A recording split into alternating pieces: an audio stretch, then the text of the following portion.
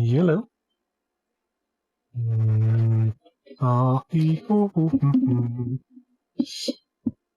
Back.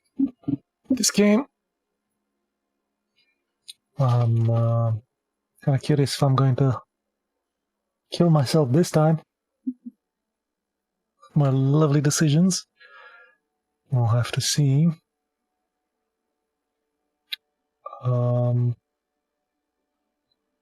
Yeah. Also with some smaller feet. You know what they say about people with small feet? Like, make excellent judges. Paris should be grateful for having such a fierce defender of justice in you. Should we, the deputies of the National Convention, be scared of your position? Long live the Republic, Robespierre. The incorruptible one.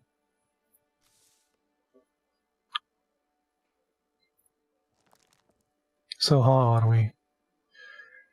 We're in 10 with the Folks, Revolutionary 7. Ooh. A new one appeared, Aristocrats. Don't remember this one. Don't have that that well with the reputation, -4. Influence in the cities and stuff.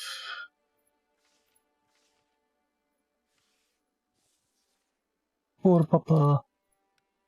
I think the kid likes us.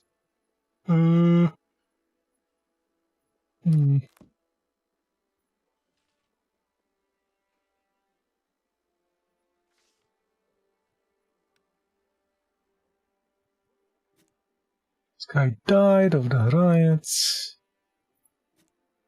Monsieur Murat, he's going to kick the bucket as well. Well, everybody should. Especially Mr. Robespierre here. Okay, let's see. Well, I had one death penalty. That was the king. That's about it. The only guy we killed.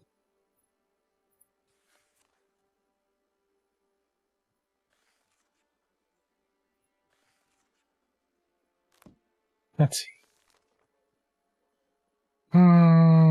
Case file. This is the only thing. Okay.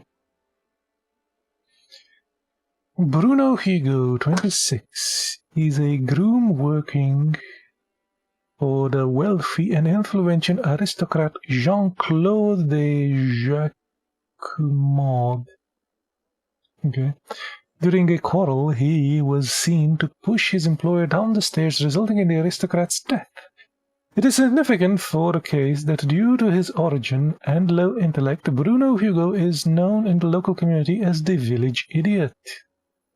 Witnesses testifies Jacquemart returned from a ride, displeased with the way Bruno had prepared his horse. Apparently the saddle had been too loose.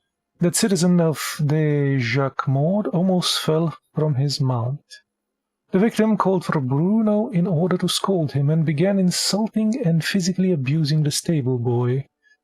Then, acting on impulse, Bruno pushed his employer away. As a result, citizen Jacquemart landed at the foot of the stairs with a twisted neck. The incident happened in front of other employees.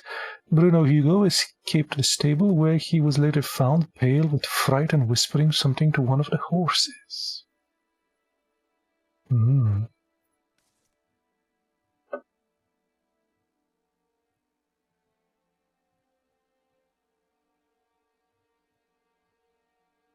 Maybe he was trying to kill him all along. Also, what happens when I anger the aristocrats? So I know if I anger the common folk, they're just going to kill me.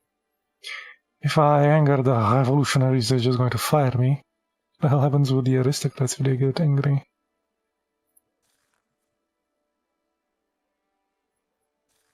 The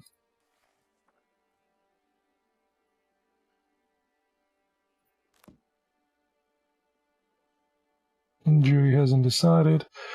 The people are anxious. Common folk and my family want his acquittal. Revolutionaries want prison. Aristocrats want death.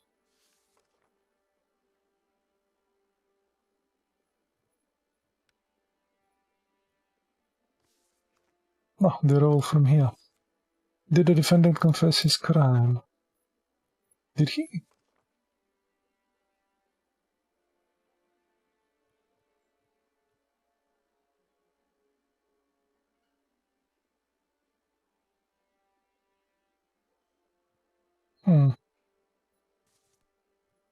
Is this counter-revolutionary? No.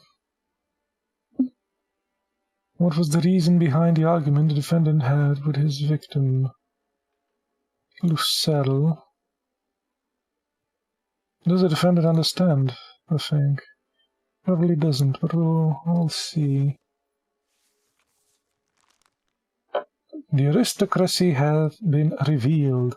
From now on, you must nurture relations with the other political groups operating within Paris. Oh, also death. Well, the aristocrats can also kill me. Excellent.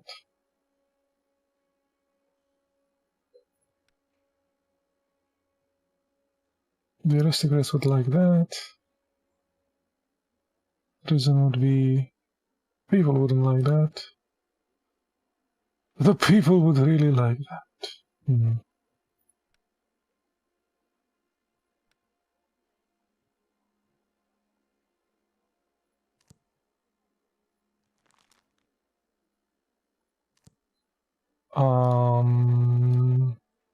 Bruno Hugo. I'm Bruno Hugo. Did you work for citizen Jean-Claude? Yes. I worked for there for a few years. Leave him alone. He's just a man-child. Did you admit to the murder? Yes or no? But I... Poor thing, he's shaking all over. The people like him. Okay. Let's try to do these. So this is the accusation.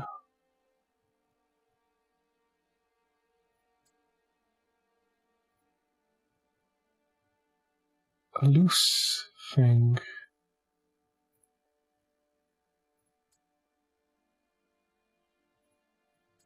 Village idiot. His personality? Yes. Okay. Groom. He's grooming horses. That was a trap. It wasn't his personality.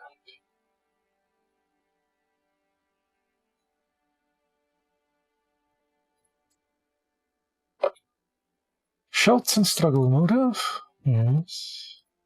Something else? Witnesses? No.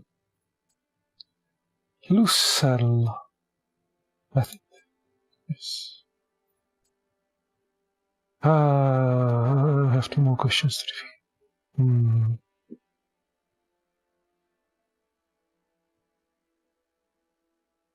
Witnesses? Yes. I'll have 1 of these. Personality? Yes. Cool. I got all of them.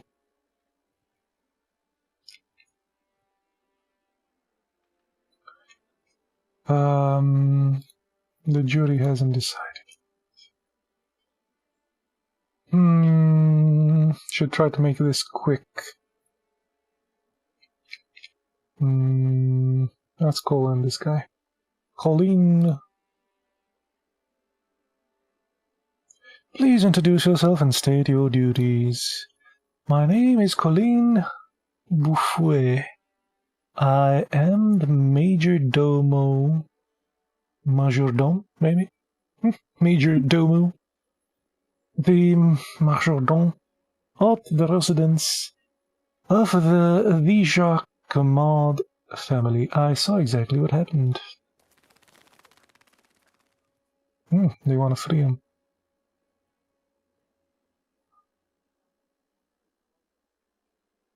I think I'm going towards prison.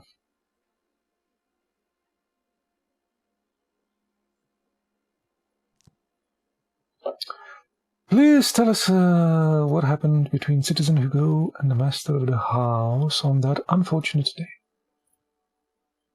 Citizen Jacquemart was furious at Bruno because he hadn't tightened the saddle.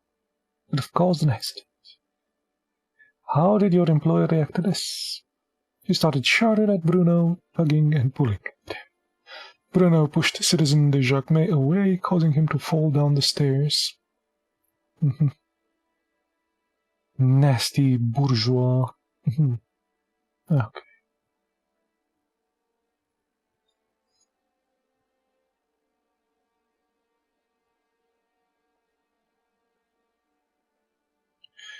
Do you plead guilty? I don't know what I did wrong. I do not understand. These people want me to come here, so I came. I meant no harm to nobody. No harm. You are facing the death penalty for murder. You realize that. I just want to go back to the horses. I don't know if they've eaten today. If a horse doesn't eat for a long time, the master isn't happy when the horses aren't fed. So you're more worried about the horses than your master. The master is dead. What can I do? The horses are still alive. They are alive. How did he treat you, the citizen? He was good to me. Sometimes he shouted, but he fed me and was good to the horses, too. How often did he shout? Sometimes he shouted, sometimes he didn't. Aristocrat scoundrel. Is that why you decided to kill him? First he was tortured by the noblemen, and now the revolution. Do you know how the local people refer to you? Bruno doesn't know. Village idiot. Do you wish to comment on this? Bruno doesn't like that name, no. Do they often call you out? The court is mocking him. I don't like it. And that's that. I already have a name given to me by my mother. She gave me one. Was that nickname the reason you pushed Citizen Jacquemart down the stairs? The master was shouting, and I didn't like it when he shouts. I did not like it. Oh, they're impatient. I could do with... I shouldn't have asked the other question. But I really wanted to put him in prison because the dudes don't want him in prison. The jury wants acquittal.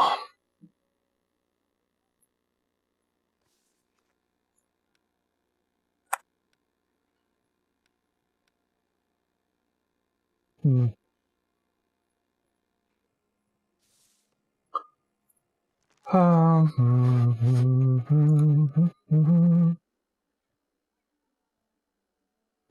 can't go against the jury.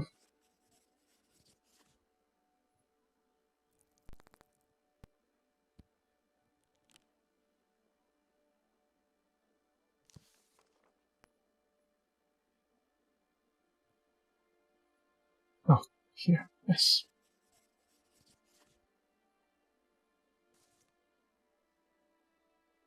I find Hugo not guilty of the aforementioned crimes, as he is unaware of what happened. What does it matter? A crime is a crime. I would have put him in prison, but the jury didn't want that. You have to be careful with the likes of this one. His employer should have known better. That's what the people think. He did not confess to the crime. 3 out of 4 is a good job. Okay.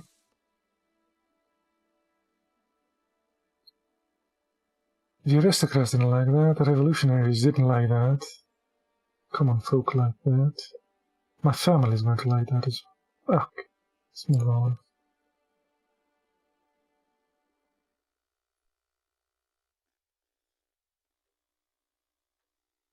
You know what? So, oh, everybody likes that. Great. I'm actually curious of something else. Why don't I have any... Did this game have music and stuff? Support the construction of the thing. Nobody likes that. Work on tomorrow's trial and unlock more questions. Nobody likes that.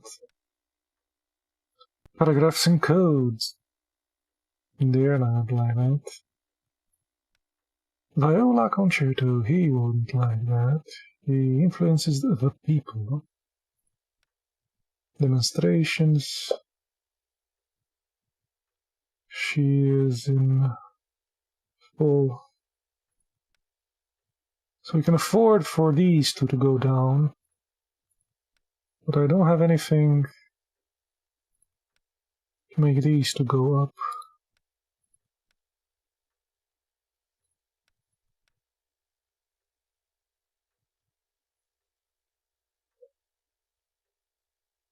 I have only one where this one goes up. Everybody likes this except the dude. These two like it, these two don't. Evening and gambling. They don't like it. Do this guy well. Fine. Let's go gambling.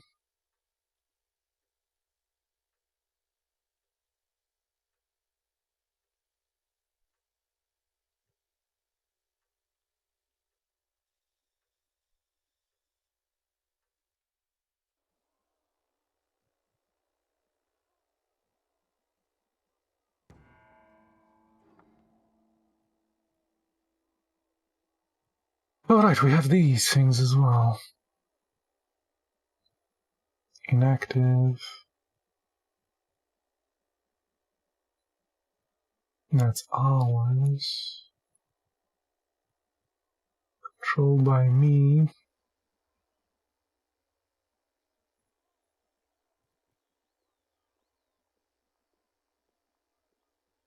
%. I have to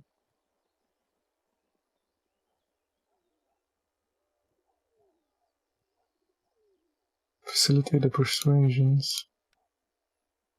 So this one will not work unless I leave the people.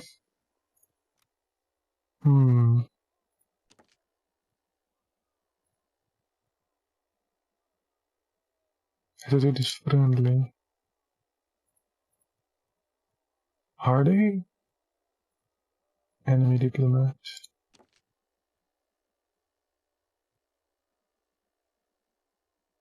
Lower the fervor. Oh, these guys have fervor. He quarreled the thing. Can I move him? Increase influence. Can you go there? No, I go here.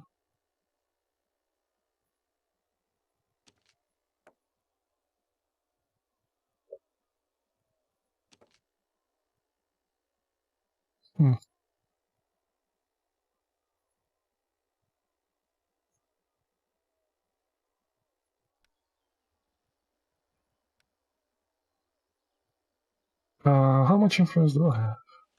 6 points. Spend more time with your family. So I can facilitate the thing.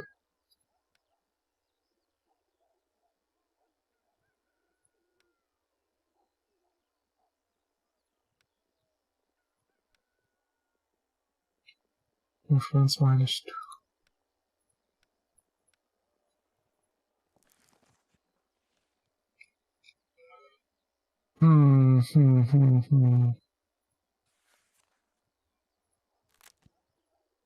Action already chosen. Okay. Do they have fervor? They do not. I can't move them. They're fine. You do that thing. And you increase influence.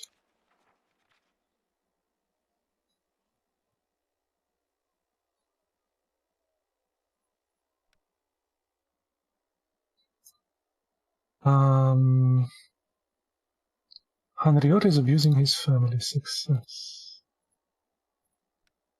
Exposing the minister's wife. Madame Renaud is the true leader of the family. She is incredibly ambitious and skillfully maneuvers her husband's career, pushing him onwards on more prestigious positions. I doubt that the minister made a single important decision without discussing it with her first. The so-called political saloon held by her turned out to be an exclusive brothel in disguise. We must attack, cut them off from their income. The wives of the convention. I want Harriet Garce to turn her establishment upside down. They will surely find something in closed broth. The wives of the convention deputies must learn the nature of the political saloon. Their husbands must tend to frequent. They will force you to make sure Renault's brothel is closed down for good.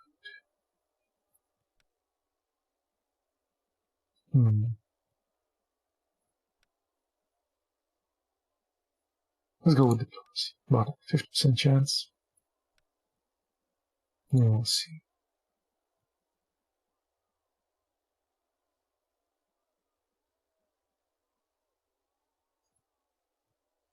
Exit. I think that's about it for today.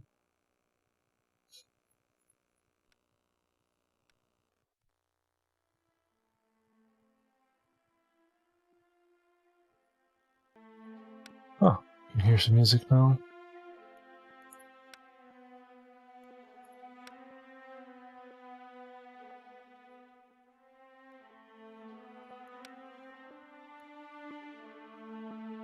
Okay. Oh,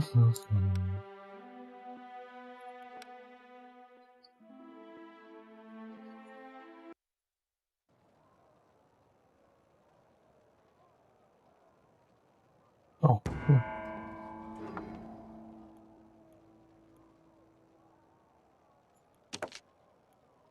Oh, you can quarrel stuff as well. Fine, quarrel this stuff. Increase influence. Fine, I'm not going to move you. Facilitate persuasions, all of that.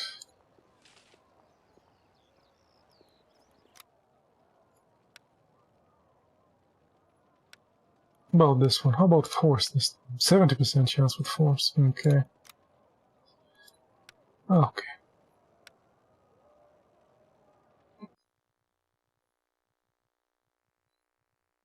Ah, liberté.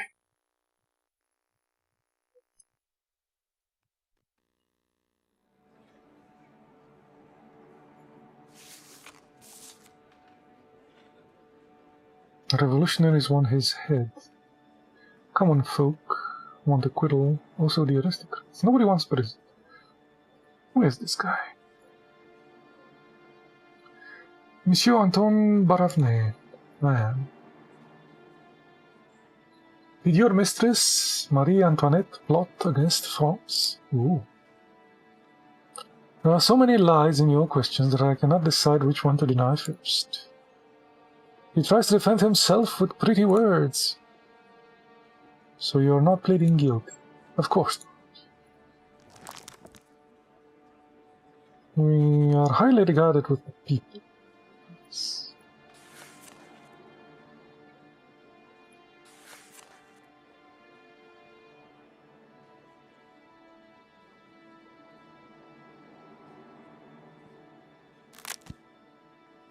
Did anything?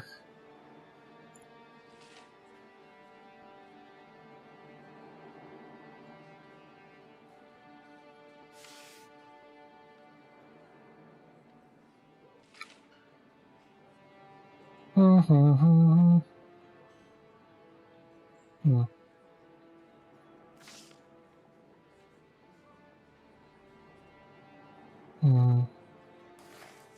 So they have a timer, all those effects have a timer.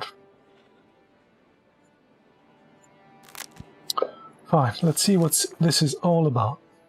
Treason, advocating for monarchy, counter-revolution. The defendant, Antoine Barnave, a 32-year-old politician and famous orator. Parisians remember him for his fiery speech defending of the constitutional monarchy. He is known as a fierce enemy of the Republic and protector of the king. Seeing that his political efforts were fruitless, he joined the National Guard. In 1791, during the notorious fight of Varennes, the Capets were detained by the Guard, and Antoine Bravnet and 2 other soldiers were ordered to escort the fugitives back to Paris. When Bravnet met Marie Antoinette, he was absolutely charmed. The two developed a potentially sexual relationship later. They were frequently writing to each other. In her letters, Marie Antoinette often expressed hope for the survival of absolute monarchy. Not long after, Bravnet joined the Jacobins, hoping to help the Capets and alleviate the radical approach of the revolutionaries towards Citizen Capet and Marie Antoinette. His efforts, however, were futile. Due to his sympathy towards the monarchy and the Capets, especially Marie Antoinette, he was under constant surveillance. Now, we have finally managed to collect enough evidence against him to file an indictment. One of the pieces of evidence in his correspondence with Marie Antoinette, which potentially proves his counter-revolutionary tendencies, Marie Antoinette ought to be punished like any other... Antoine Bravnet ought to be punished like any other enemy of the revolution. Evidence. Letters he wrote to Marie Antoinette. Here are the letters. This one. Your Highness, I am certain that your shared efforts will convince the people of France to preserve the monarchy. The loss of your wisdom and kindness will be too tragic a blow to the state to afford. Yours, Antoine. Okay. This is evidence. Yes. It is also counter-revolutionary. It is not. Sympathy towards... charmed by the Queen. Marie Antoinette. Motive? Okay. Escorting the dudes. His personality? Famous orator, that's his personality. Yeah.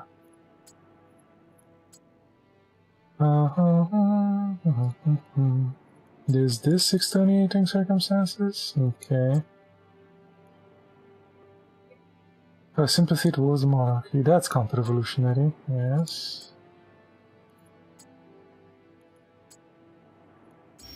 Cool.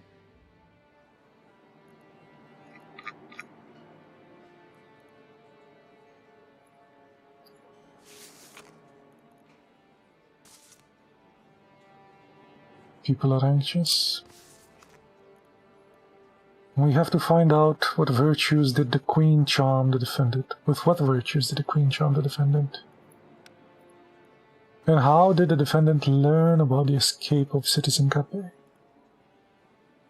According to Citizen Barafne, what type of political system should France have? Constitutional monarchy. And the verdict?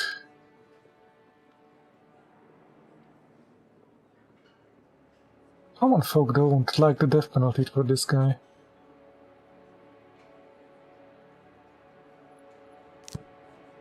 Oh, they want his... The aristocrats and the common folk want his acquittal. Only the revolutionaries want his death. Interesting.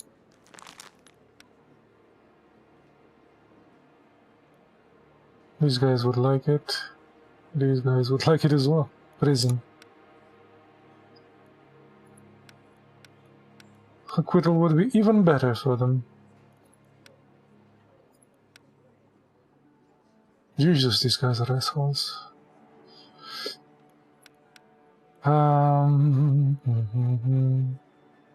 Okay, we'll go with acquittal, I guess. Right or quit. This is a question probably for the report. How did the defendant learn about the escape? Yeah.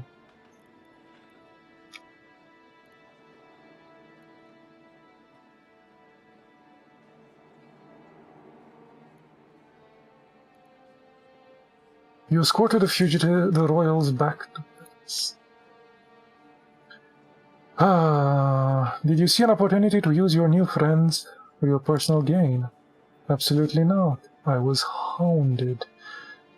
Terrified people, and I saw hounded, terrified people, I decided to plead for them.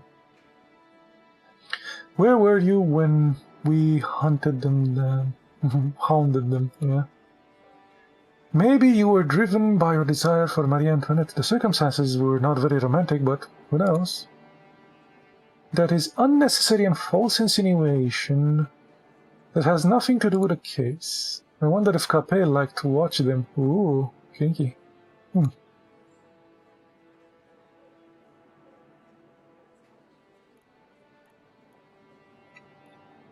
Why did Marie Antoinette make such an impression on you when you first met her? Did you ever express your feelings to Marie Antoinette in her letters? Not long ago, you were on the path to a grand career. I remember your famous speech. Were you not afraid to openly support the monarchs on the eve of the revolution? I may be young and idealistic, but I'm not a traitor. If that were true, you would be standing on the right side. I love this country, and I'm certain that the republic which the revolutionaries are fighting for is not a panacea. If you fight the republic, you fight France itself. They want him jailed. Okay. Why did the guards choose you to escort the Capets? With the guards, one does not question orders. They ordered me to carry out a task, so that I did. So you did not ask for it. How could I have? I only learned about the Citizen Capet's escape when they gave me the order. Yet you profited from it, did you not? Considering where I'm standing, I did not really think so.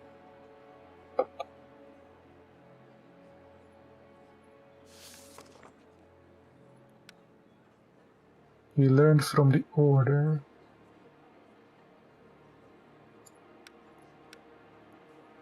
Okay, and let's ask the last question that might free him, this one. It would appear that in your letters to Marie Antoinette you tried to convince her and her husband to support the revolution. What did you gain from that? I believe that we would avert the terror we are currently facing. Why do you think there is terror in our country? I would not be standing here now otherwise. You're there because you're royalist swine. The Capets were not interested in the Constitution? Unfortunately not. Oh. So they did not want a constitutional republic. Interesting. And how would you benefit from it? I wanted only what was best for my country. That's interesting. If they would have went with a constitutional monarchy, they would have went towards what England eventually ended up being. Cool. Now we can free him.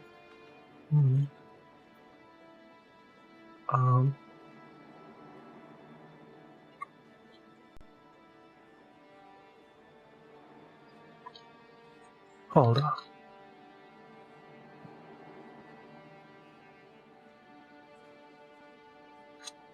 I have to look something up.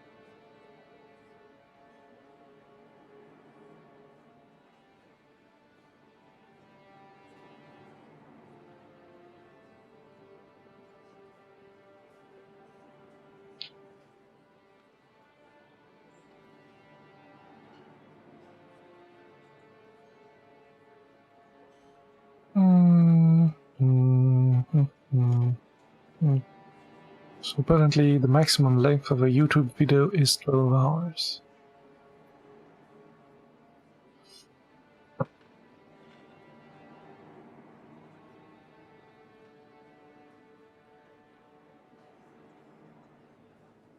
That's interesting. What about the dudes that stream 24/7?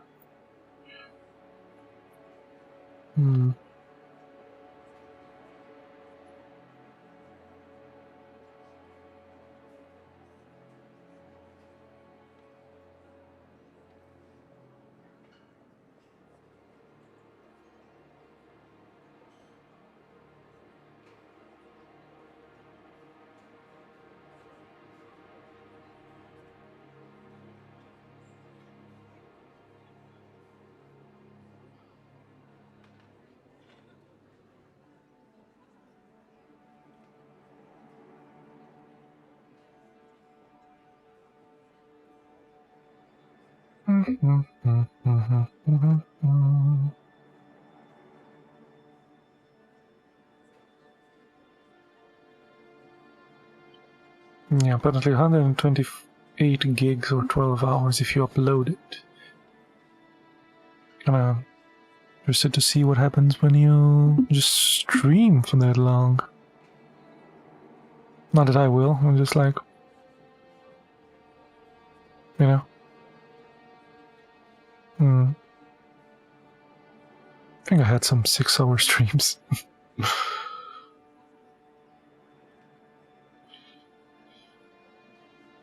Oh, and the maximum length for an ad is 2 minutes? That can be right, I've seen longer ads. Anyway. Let me come back to our trial here. Do you express your feelings to Marie Antoinette in your letters to her? If I pick that, he's going to go to jail. Do we want him to go to jail and we would find the culture in class? It's 1 out of 3, pick one. It was not mentioned during the interrogation though. Should we quit? Slightly better if we quit. Doesn't influence this at all, so we will acquit.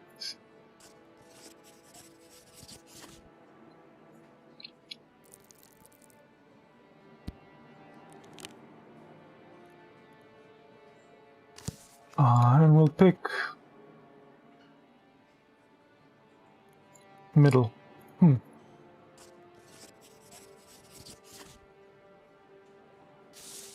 We'll see.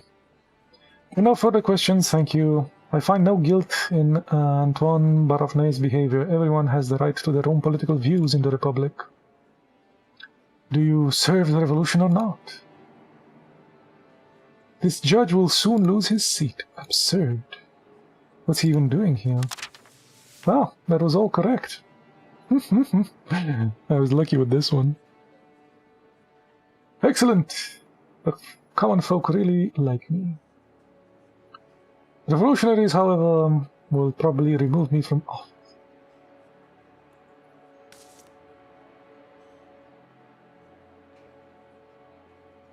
If I don't do something to go in their good graces. Up next.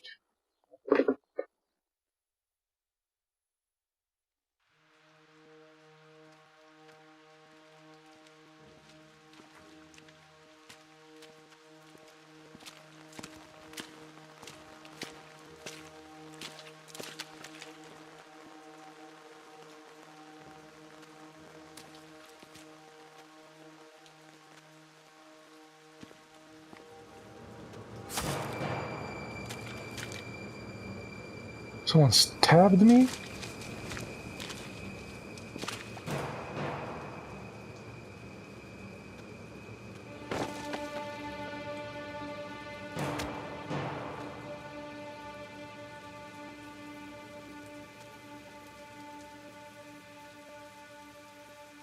Low poly faces stabbed me, man. Am I dead?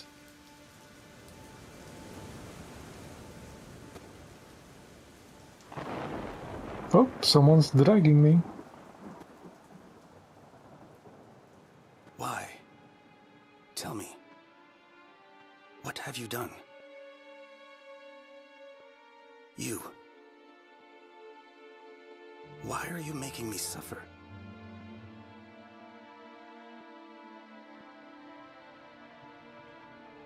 Sleep.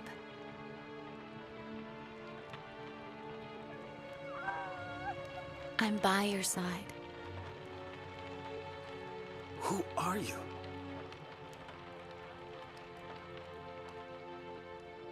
I do not want to sleep. Not yet.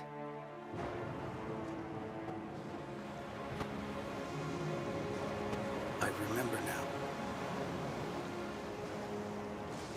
I have a family. Where are you?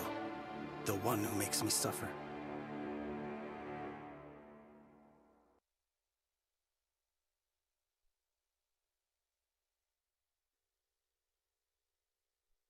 That would have been a bit unfair if we died.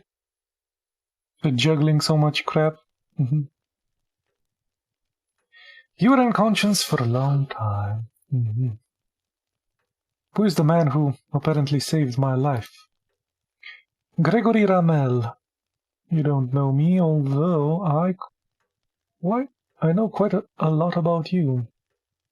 The lady next to me is Grace Elliott. You're the one who sewed me up. It's not my first time saving someone's life.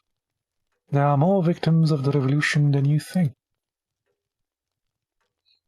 You encroached on Minister Renault's position and, more importantly, on the business managed by the enterprising wife, on the establishment of which their allies, Jean-Nicolas Pachet, the mayor of Paris, and Jean-Baptiste Gobel, the Archbishop of Paris, got cuts of the profits. I don't know. If this information was easy to learn, it means that someone is doing their job poorly. But you know, yes, because I make my living by learning secrets, word on the street is that the Girondins are planning to take over the convention by force. The king's humiliation and the revealing of the connections between the crowned traitor and Renault, a prominent Girondin, weakened them. This chance might be seized by the Jacobins, with Robespierre and Danton at the helm. This may be their moment. I want no part of this. These people are moving around. I am afraid you have no say in the matter, at least as long as the Renaults are alive. As soon as they learn you survived the attack, they will try again. Your death sentence is already signed. You seem to know much about me. How? I don't understand. Enough for now. You have to rest. Regain your strength, your wounds. I knew your brother, Monsieur Gregory. You are right. We will speak of this another time. I have yet to thank you for... You will have another chance. Wounded. Story time. Oh, I can only do the wounded one. Where this guy is going to go up and these two are going to go down. Cannot change detection. Okay.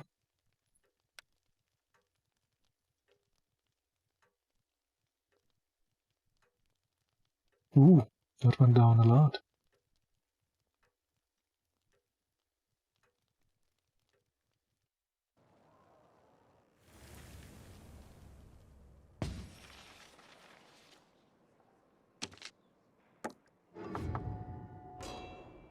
A revolutionary patrol. The patrol may imprison your agent or capture an enemy agent. Interesting. Can I move them?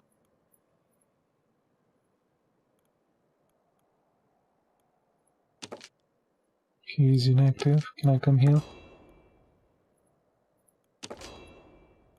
He's fighting. This guy is fighting as well. I can move this guy back, I guess. Oh, no, or maybe not.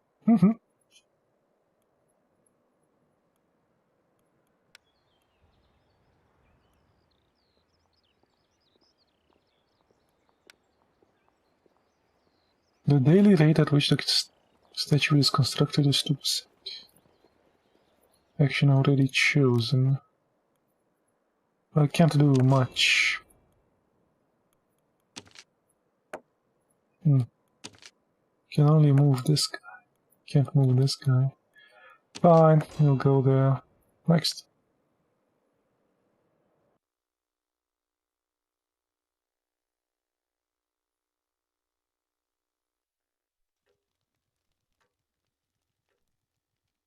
How are your wounds? They are healing, all thanks to our new friends. Really? What's the matter?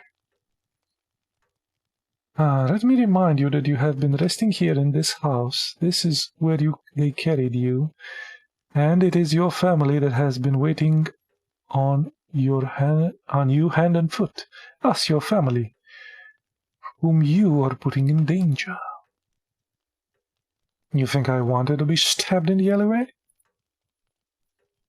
Your wife wants what's best for the family. Your brother...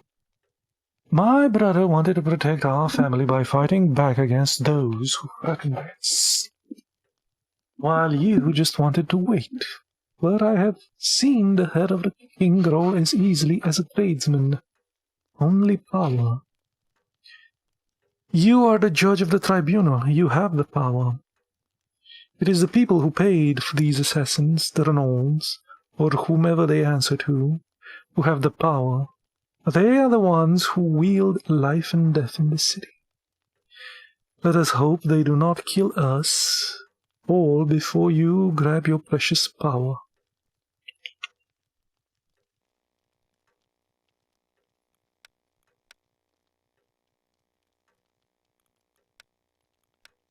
We need to make this guy grow. Playtime with the children, they would like that. We need someone that, if we could have something that would help these two,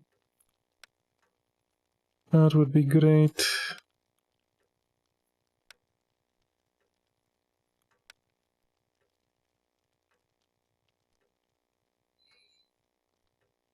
This helped this guy and doesn't like this guy. He doesn't like it.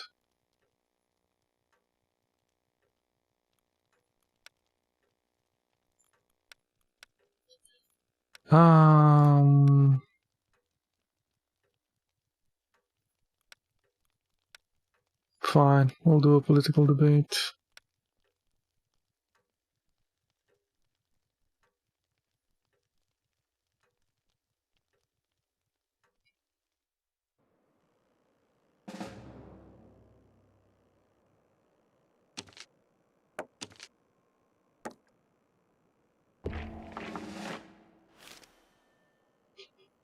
Monarchist scheme. Ah, there it is, the first piece of the puzzle. Let us find the rest of the corpses of the enemy agents. Dear friend, I heard you are recovering from a horrendous attempted assassination. Your dispute with the minister, Renaud, has led to the mobilization of Girondins who wish to take over the convention and, most possibly, restore tyranny. In order to defend the Republic, my group would like to strike first and arrest the leaders of the coup. The list of suspects is not conclusive yet, since we are still not sure which of the Renauds should be accused of trying to assassinate you. Long live the Republic. Maximilien Robespierre. Spies. Spy on the enemy, lures opponents, and helps the diplomat control a territory.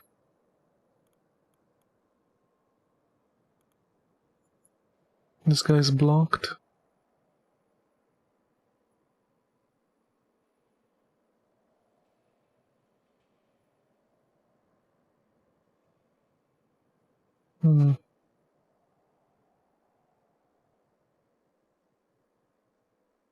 Buy agents thing. Revolutionary patrol satisfied. Freeing your agent. Okay.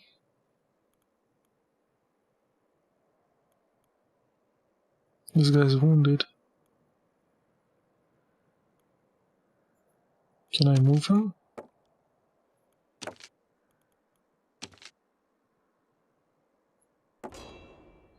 I should be fighting that.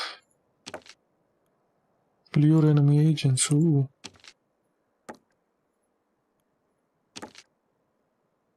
Unlocking a fiction. Ah, okay.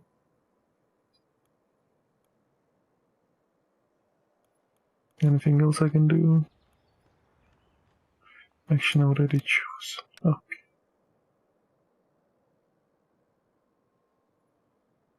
Oh, this was a success. Excellent. Citizen Robespierre and his spies report that the Girondins are allegedly preparing for an attack on the Jacobins, whom they want to arrest and kill en masse. If it was Renaud who befriended the aristocrats, everything is starting to fall into place. Renaud knows that you have survived. You can assume that the events in the convention will be followed by another assassination attempt. Robespierre suggests that we strike first. If we arrest prominent Girondins, we will cut off a member of the Hydra's heads with one blow. Some names here. Indictment.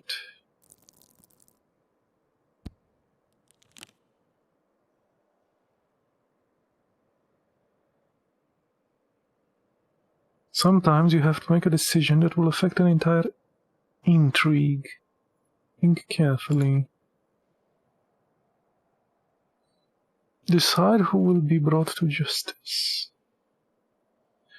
Jean-Marie Renaud openly attacked you. You have strong evidence against him, so sentencing him should pose no problems.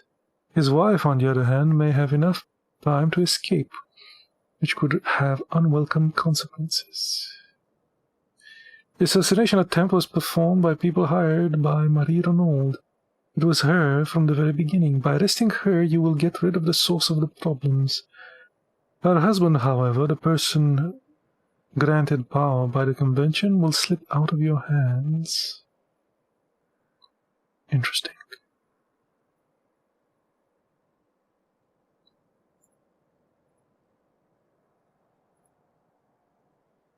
Do we go with the husband? Or do we go with the brains?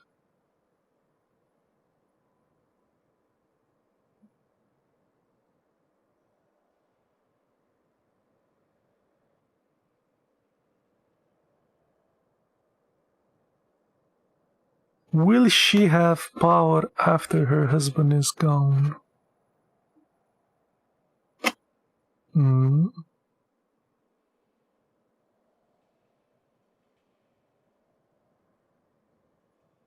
Hmm. Let's say that no.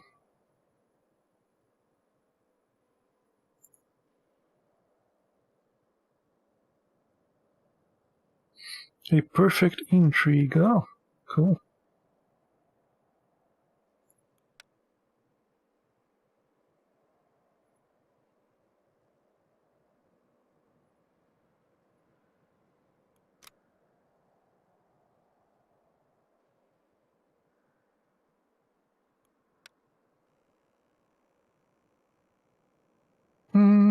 Yeah. Grew in reputation and stuff.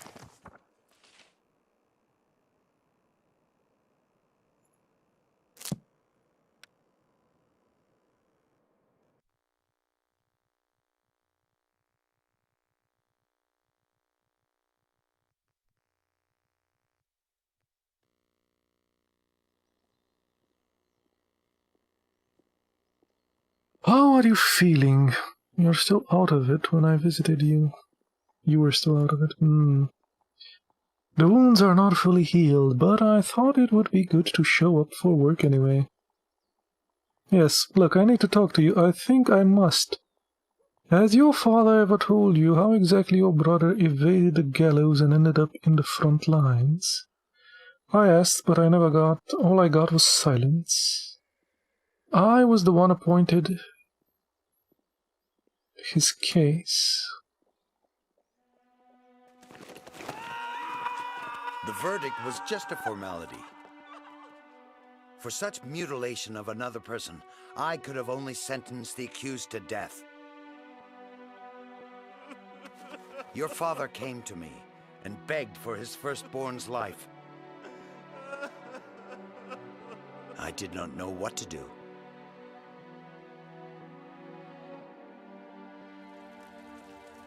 I spent that night thinking about the case. Eventually, I burnt the files. I told your father to banish Bruno from the city, then sell his stall to those he was at odds with, the Reynards. He was also supposed to give part of that money to the family of the wounded boy. Your father agreed to everything.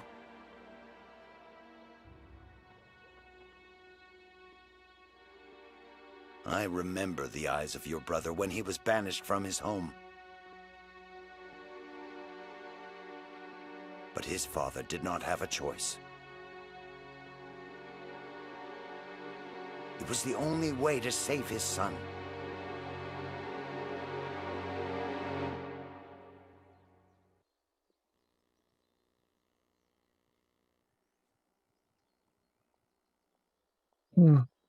Interesting.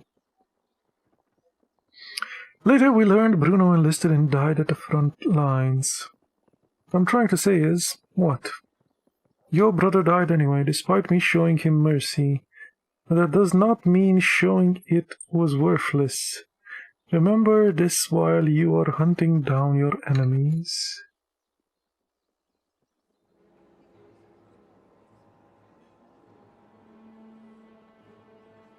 The aristocrats want him out. The revolutionaries, the common folk in my family want him dead.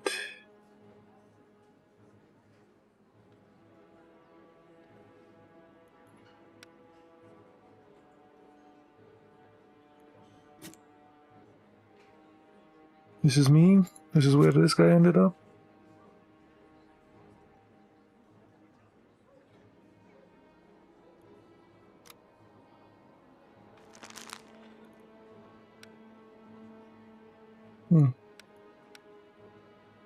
Nobody cares.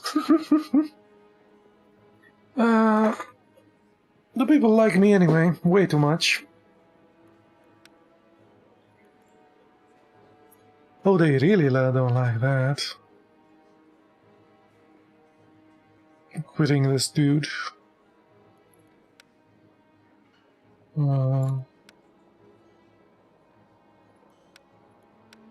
Death should be the sentence. Holy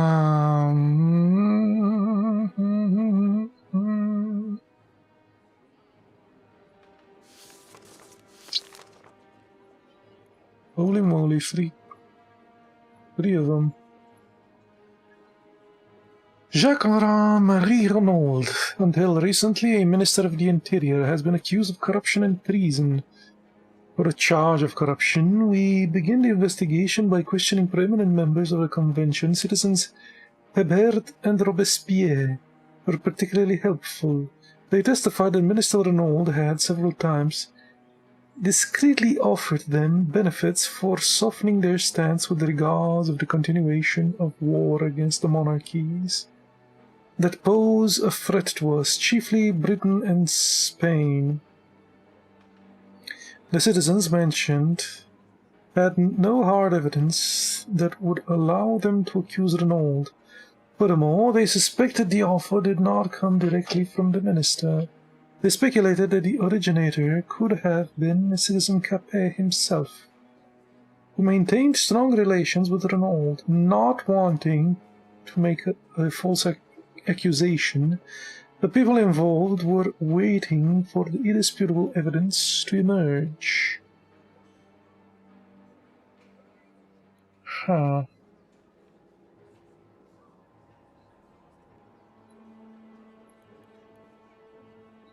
When his attempt to bribe prominent convention members failed, Renaud supposedly returned to the less influential deputies. He hoped to win their hearts with the support of his wife, Jeanne-Marie Renaud. She hosted a political saloon which served as a cover for managing a brothel.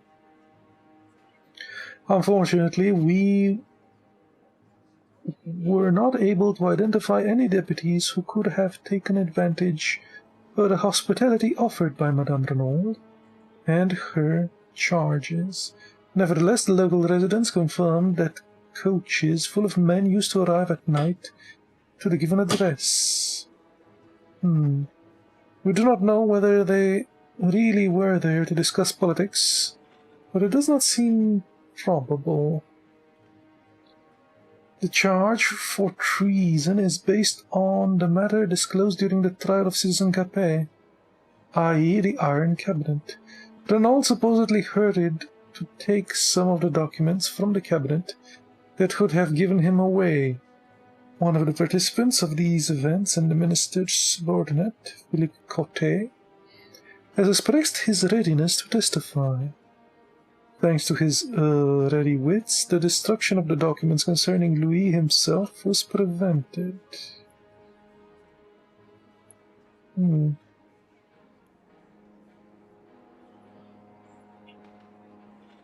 As if this were not enough, at the very last moment, Citizen Saint-Just reported that in order to rise to full power, the Girondins were attempting an overthrow of the convention by force. We have been notified that the members of this group worked actively to incite an uprising, which would allow them to take power in other parts of the country. Supposedly, the cities of Nantes and Niort were under serious threat of their activity, as the intensity of the counter-revolution and the monarchist mods has intensified. In the light of these facts, the people of Paris, represented by the prosecutor Tinville, asked for the traitor to be sentenced to death immediately.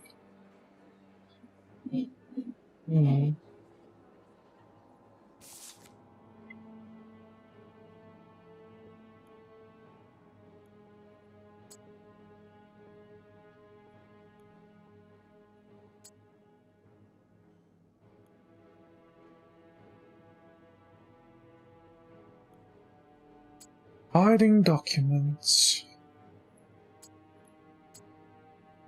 Destroying evidence. This should be an accusation, right? Yes.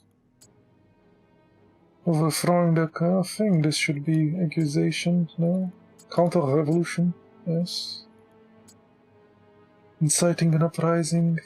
This should be counter-revolutionary, yes. Counter-revolutionary attitudes. This should be counter-revolutionary. Corruption.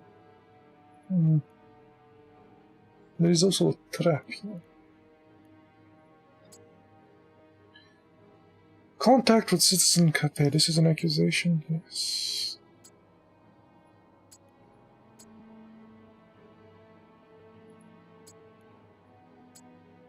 Hiding documents. Brothel, is this the crime scene? It is. Okay. Treason. This is the accusation? Yes.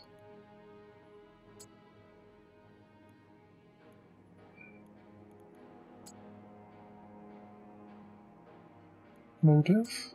Yes. Oh. I bet she's the trap. Yeah. Okay. Although we know all about the defendant, please introduce yourself for the record. Jean-Marie Renaud, Minister of the Interior and Deputy of the Convention. You're no longer a minister, you traitor. I'm innocent unless you're able to prove my guilt.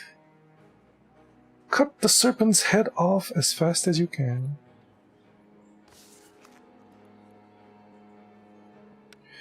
Was it an act of counter-revolution? Who is Citizen Cotet, the man who witnessed the incident with the Iron Cabinet?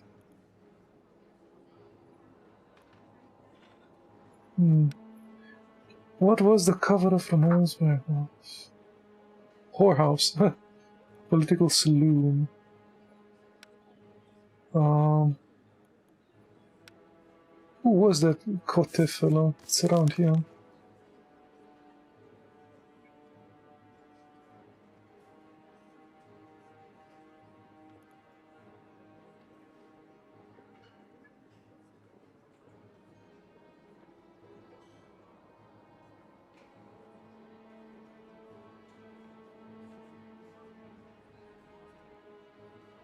Citizen Capet, no. The Cotet fellow.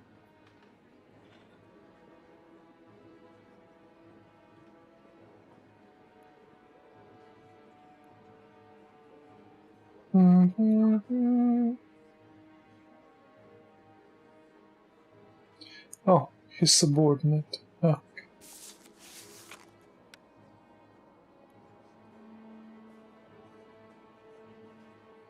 The defendant's subordinate, not the Capet's subordinate.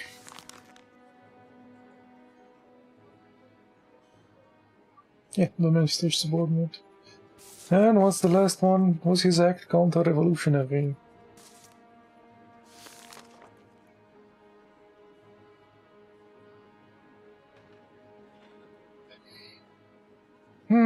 Corruption and treason.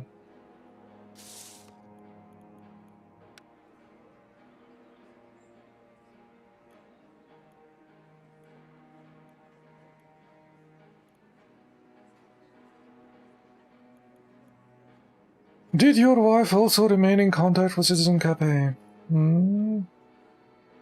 She attended 1 or 2 banquets with me. No traitor can even stop themselves from consorting with aristocratic asses. I would appreciate if Prosecutor Tinville could hold his tongue. Apart from these circumstances, my wife had no contact with the Citizen Capet. She had no reason to talk to him. Are you certain you know exactly what happened in her brothel? That's a good one. My wife is a decent woman. That's even better.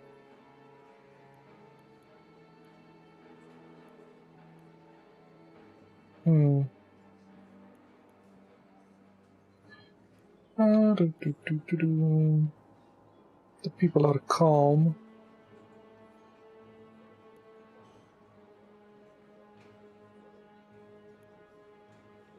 I would like to return to one incident now, which is not in the files. You remember how you foretold my forthcoming doom, including a suggestion of my imminent death? What a shameless threat. I would like to point out that I was in a state of agitation. He threatened the judge with death?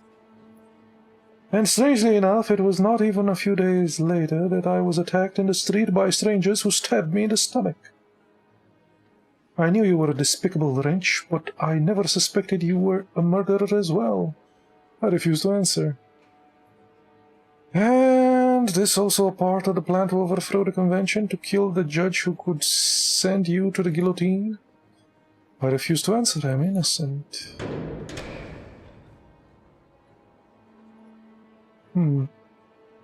Interesting. My family wants him dead. Jesus.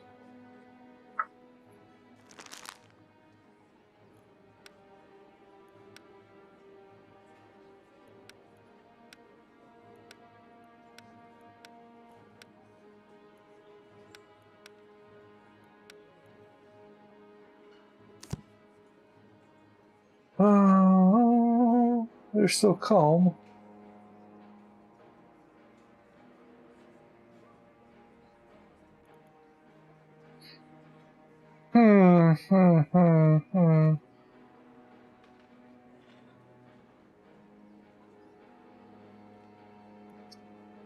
You're accused of intending to destroy evidence against Citizen Capre.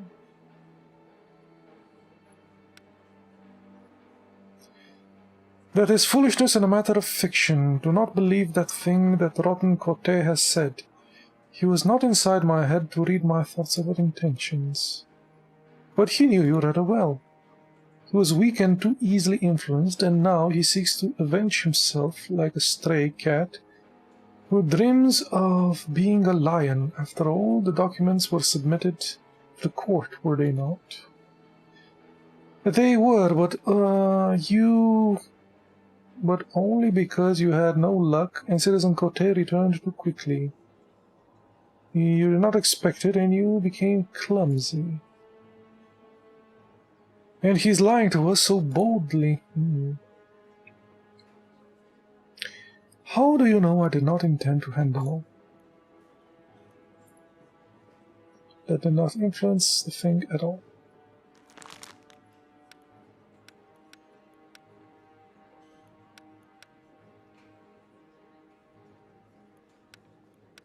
This is so stupid. Why is the death penalty better than prison for the aristocrats when acquittal they like? So acquittal they like the most. Prison they hate the most, for some reason. Death penalty they don't really like it, but it's better. What the hell, aristocrats? Do you like this guy or not? I'll put him in prison.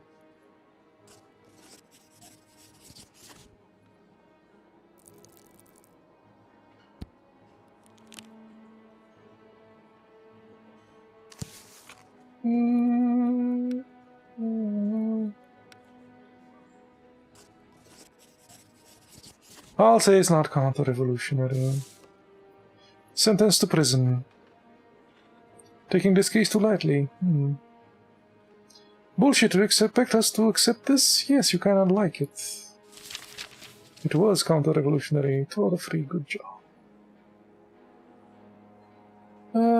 Reputation went up, influence went up. Yeah, you guys like it. The common folk liked that. For some reason. Let's move on.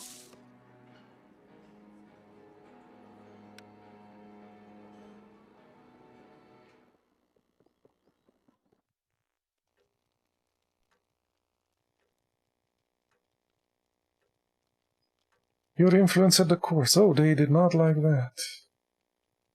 Yeah, the kid doesn't mind. He doesn't. So these guys are thirsty for blood.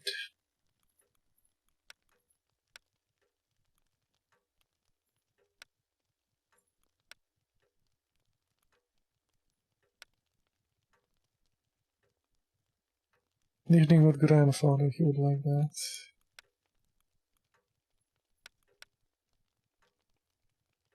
Political debate. He would like that. He wouldn't. Theater. They would like that. They wouldn't. Let's go to the theater.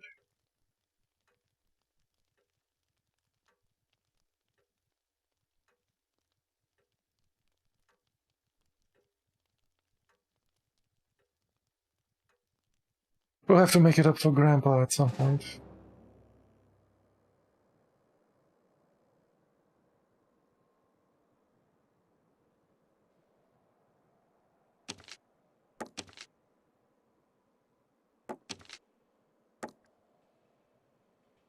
Oh, cool.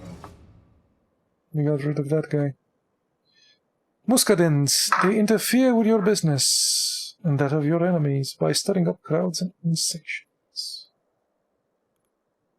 Muscadins. He is healing or something.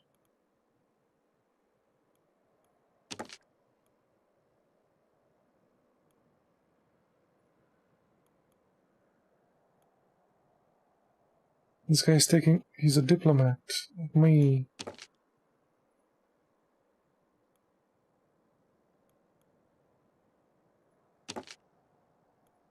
Guess I could fight him.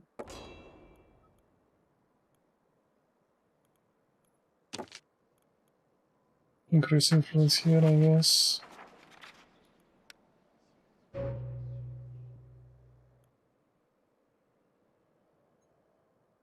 Yeah, he's in prison. I didn't want to kill him. Oh, 4%. Nice. Facilitate your persuasions. Well, sure.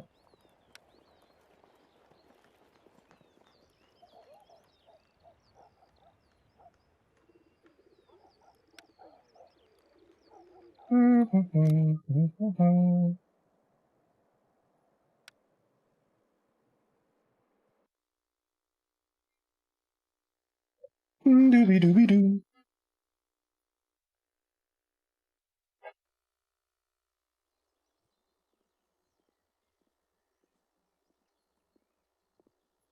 It seems the revolution is losing its breath. The situation is slipping out of the convention's control, and they think that we can clean up their mess once they have finished. Dear judges of the Revolutionary Tribunal, every day the enemies of the Republic become greater in number. We are making an effort to weaken the traitors, but if we are to succeed, the Tribunal must be faster and more decisive. No more shall we sentence people to prison. Enough with prolonged trials. Whenever you approach a straightforward and obvious case, the investigation shall be shortened. Shorten the files, and according to the law of 22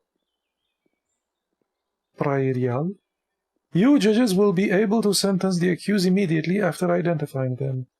No trial would be necessary. Oh, Jesus.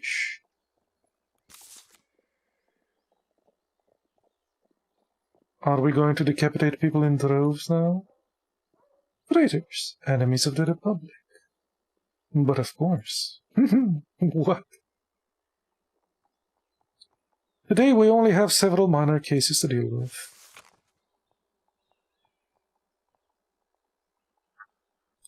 The Renault thug executed the assassination attempt. Pasha paid for it.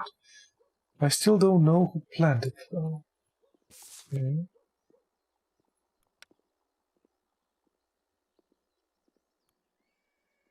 Two new dudes downtown. An attorney himself, he knows the law as well of the tribunal judges. This fact is considered by many to be the only thing keeping him alive in light of numerous accusations of corruption and treasons against him. Oh, this guy went all the way up here. His rivalry with Robespierre has become the talk of the town, and their official relations have often been harsh friendship. And Monsieur Pachet, the mayor of Paris, an outspoken supporter of the Girondins, he achieved his status by slowly climbing up the career ladder the sound of a wildly spiraling moral compass. He does not shy away from gambling and engages in any profitable venture presented to him. For a share of the profits, he would befriend the devil himself. Oh, Jesus. Okay, before we get started, I'll be right back.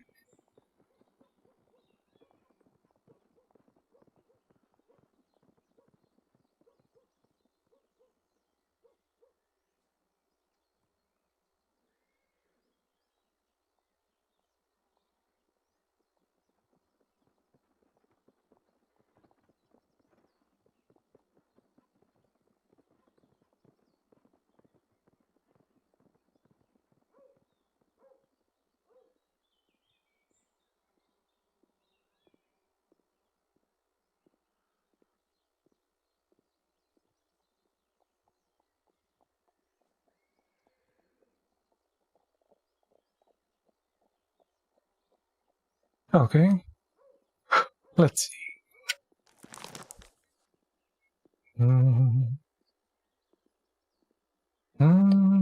Minister's wife fled.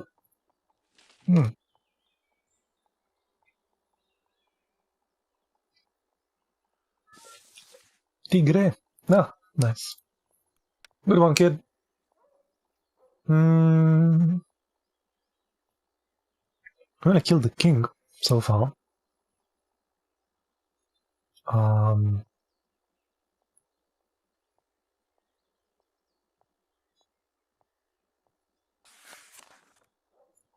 Let's see.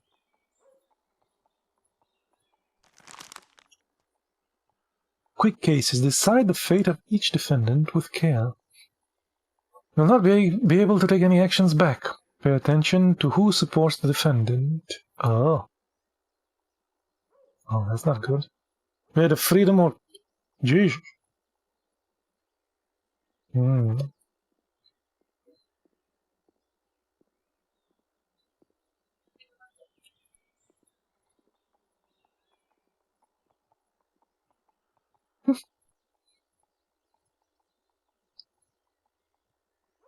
Nobody knows. Okay. Hector Pierlo. Hector Pierlo, the owner of a mill, has died after a hearty suffer. The victim's wife thinks that her husband was poisoned by their cook, Sebastian Chevrolet.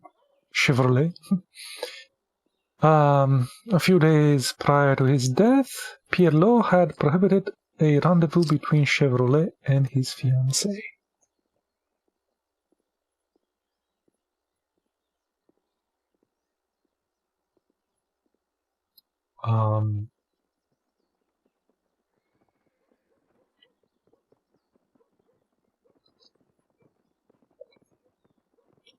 What does that mean? The aristocrats. Would they like it? Would they hate it?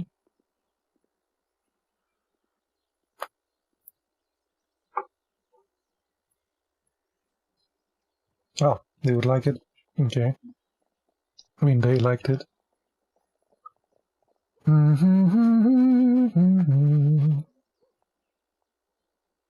Mathieu Cousteau. A carpenter visited the lawyer Basile Lazare in order to take measurements for a three-door wardrobe. He took the opportunity to examine the contents of the dresser, whereupon his hands accidentally got stuck to a bottle of cognac. You want to kill this guy for a bottle of cognac? Yes.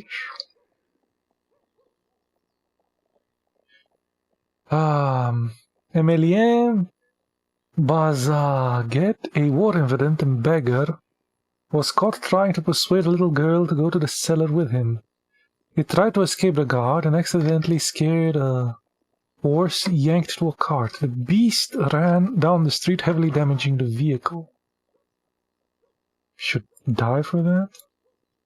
Everybody hated that. Okay.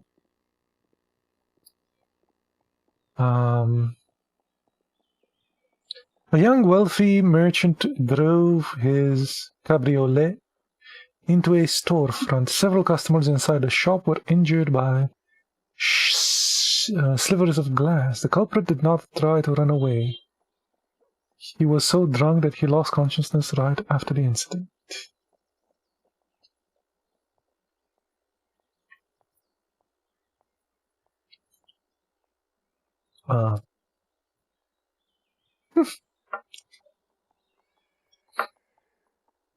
The revolutionaries really don't like me freeing people, except this guy. They didn't like that.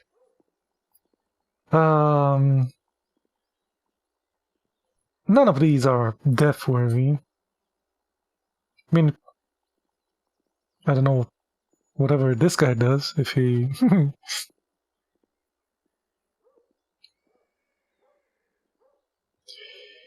if he did something to the girls and stuff. But I'm assuming that he was charged just with the destruction of the carriage or something.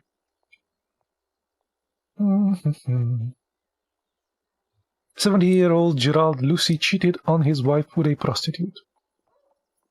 Furthermore, to make sure that he'd managed to fulfill his desires, he spent 25 francs on a potion made from cat's blood. He told the investigators that Frosty Hag told me that he cast some spells and it worked. Ask the whore.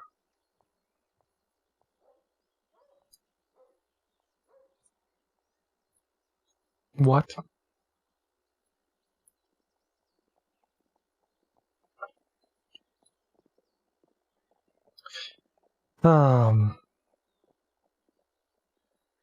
We learned from an informant that the son-in-law of General Evrand Jourdan was appointed to lead the Department of Supply in École Militaire.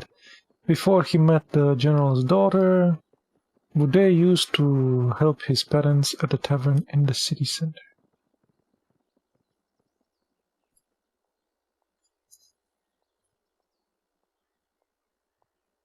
I don't even... What's wrong with this?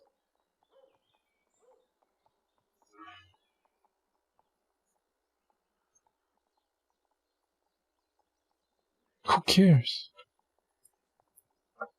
Oh, they really didn't like that.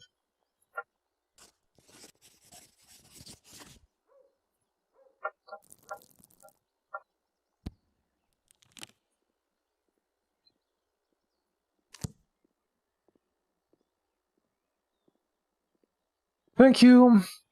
Even the least powerful deserve justice. Yeah, the revolutionaries hate me.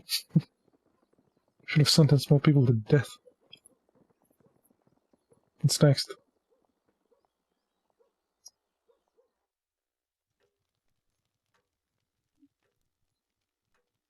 What do you have on Pache? Like many others, he was profiting from Renault's warehouse. Warehouse. When you cut them off, it was decided that Pache would arrange your assassination. The mayor has strong allies, Danton being one of them. So we cannot simply attack him. We need to target his family. So Danton, the second guy there. I had rumors that his daughter is in a relationship that many would consider unacceptable. She is involved with another woman, and moreover, the said lady consorts with Muscadins. If you use that knowledge, Pache will begin to make mistakes, terrified that the scandal could be brought to light. His allies would notice and lose faith in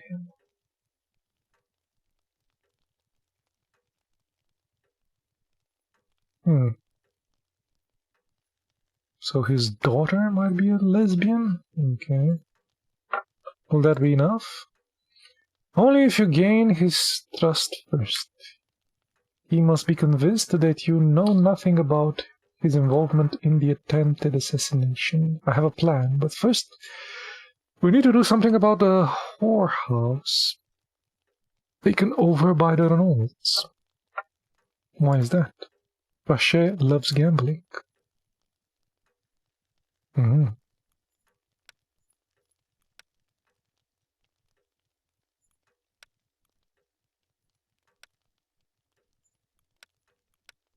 Really, these dudes like reading, this other guy doesn't. We need to get in the good graces of Grandpa here, so let's do that. Ooh, he really doesn't like reading. She likes it though.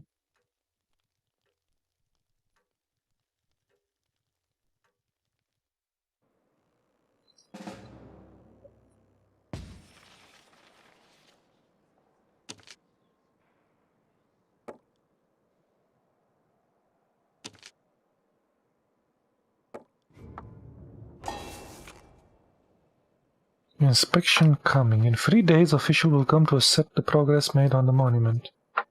Try your best to impress them. Is that something I can do? This guy is blocked.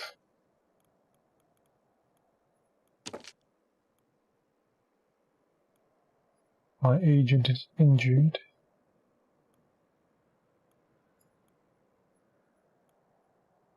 Okay, so this is like the only thing I can do.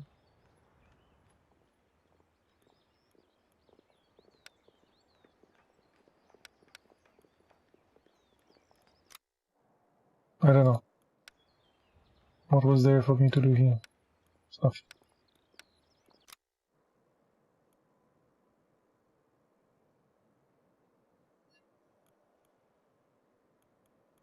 He's a bruiser like my bruiser. He's fighting a diplomat.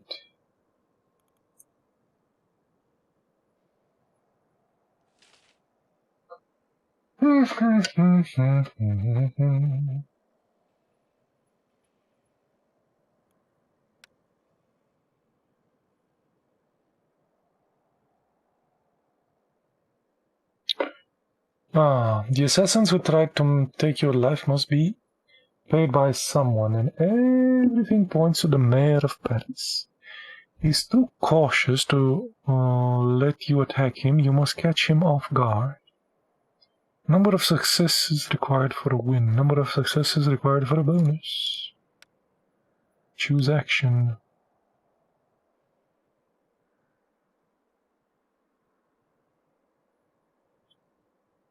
Let Henriot manage the brothel. Pache likes to gamble and flaunt his money. We should expand the brothel activities to include games of cards and dice. I know how much you like the latter. Commander Henriot will be responsible for security. Pache must feel safe with us.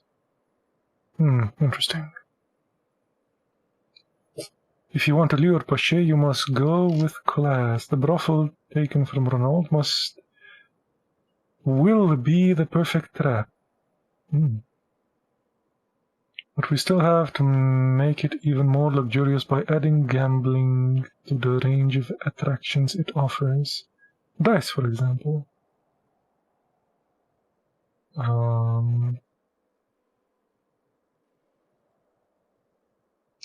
David will surely add certain extravagance that will tempt even the idler like Pache.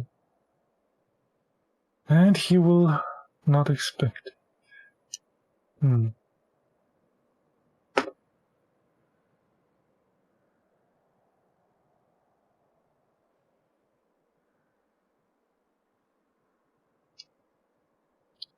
Let's go with David.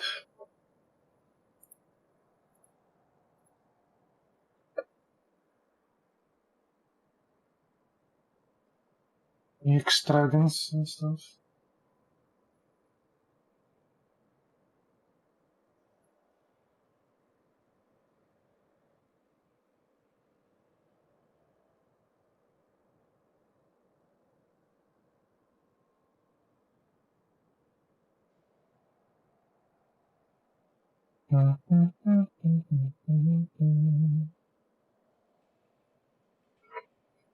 This action will be performed the next. Okay. Let's get out.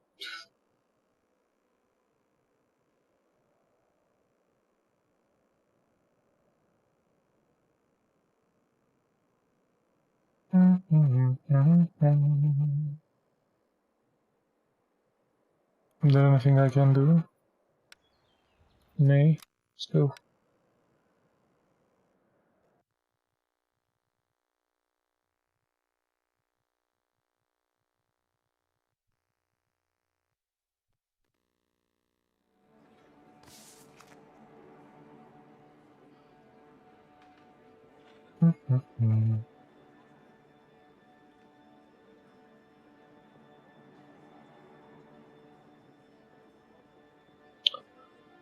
To Alex Fidele, I have been told that you wish to have an urgent meeting to talk about the suspect of your attempted assassinations. I am more than happy to discuss it. Long live the Republic, Jean-Nicolas Pache.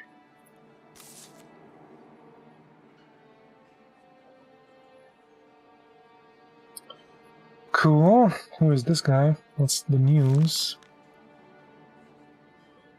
Deal of a lifetime. A man by the name of Blaise Roy paid your wife a visit. It turns out they used to be emotionally involved. Roy borrowed money from 2 Parisian banks to open a weaving shop. And, as you may guess, the business did not work out. He tried to postpone the payment for the loans, and while one of the banks agreed, the other did not. Roy hopes that you will use your position to help him. He is putting pressure on your wife, claiming that she owes him. Let's investigate the matter.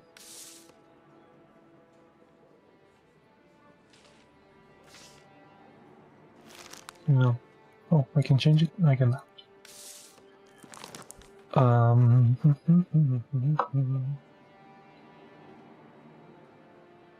Revolutionaries really don't like me. The reputation is pretty good.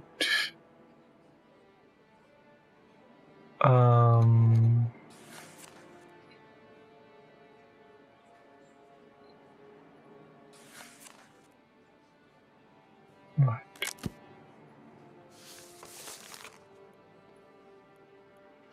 They really should just make this like, at least like this, so you see that there are 2 of them. Murder and adultery. Patrice Lacomtesse is a respected 54-year-old physician residing in a Parisian suburb of Saint-Ouen, has been accused of committing a murder. The victim is Victor Rabiot, the husband of one of the defendant's female patients, Valérie. The 63-year-old victim visited the accused to discuss his suspicions. Some time ago, Rabiot was led to believe that his wife was having improper relations with the accused.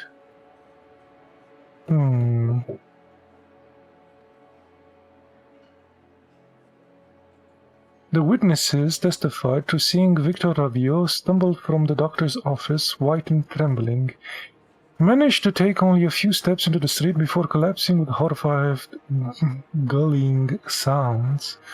The National Guard patrol that arrived at the scene were the first to notice the victim clutching a broken glass containing a few drops of wine.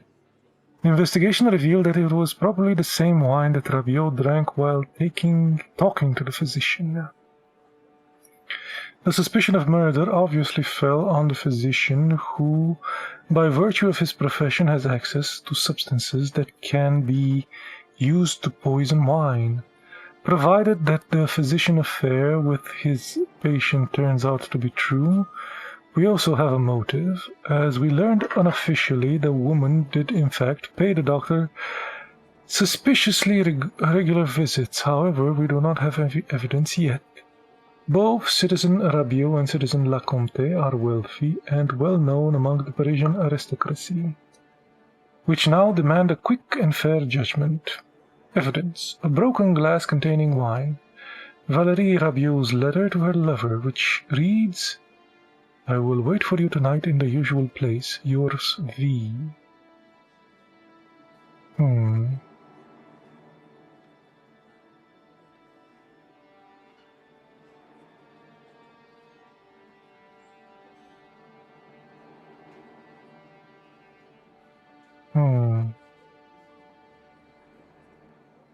Okay. Actually, let's see the thing.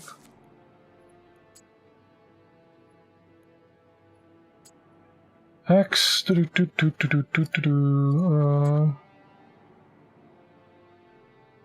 Running out of office. Murder. Visit.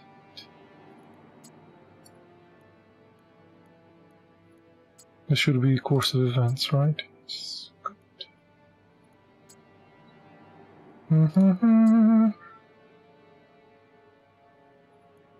This should be evidence.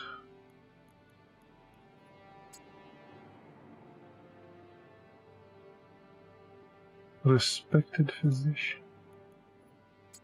Running out of... this should be evidence, yes? No?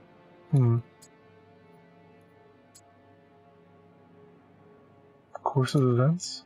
Okay.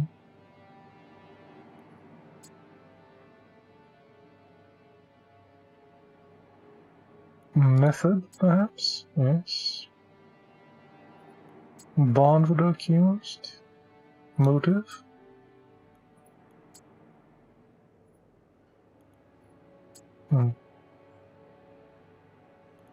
Evidence? Okay.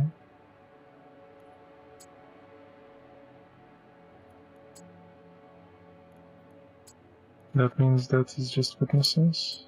Okay. And that is that. Cool. We got all of them.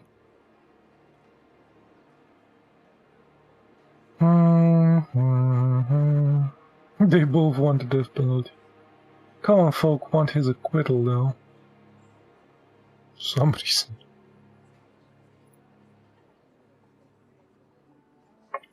This is a delicate matter that arouses considerable moral controversy. What is your name? My name is Patrice Laconte, Monsieur le Judge. You've been accused of murder. Do you want to admit your guilt? According to my medical knowledge, Mr. Robillot could have been poisoned by anything you have eaten. So natural as you claim that death curiously occurred at the doorstep of your office, and you had nothing to do with it. That is rather fishy. Coincidence. Okay then. Do I understand that you are denying it? Indeed. It wasn't counter-revolutionary. What did the victim and the defendant drink before their meeting? Why? No.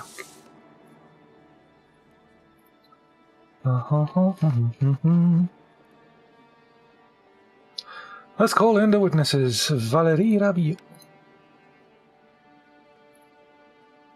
Please introduce yourself. Valérie Rabiot. For a few days I have been the widow of the late Victor Rabiot. A note was found in the coat pocket of your deceased spouse. Are you the author of this message? And if so, who was the intended recipient? My guess is that Monsieur le Judge expects an answer to the question of whether Citizen Laconte was the adressee. Well, no. Then who was it to address to? A woman. She is completely irrelevant to the case, and I do not wish to mix her up in it. I shall decide what is important and what is not. Her name is Helene Betancourt.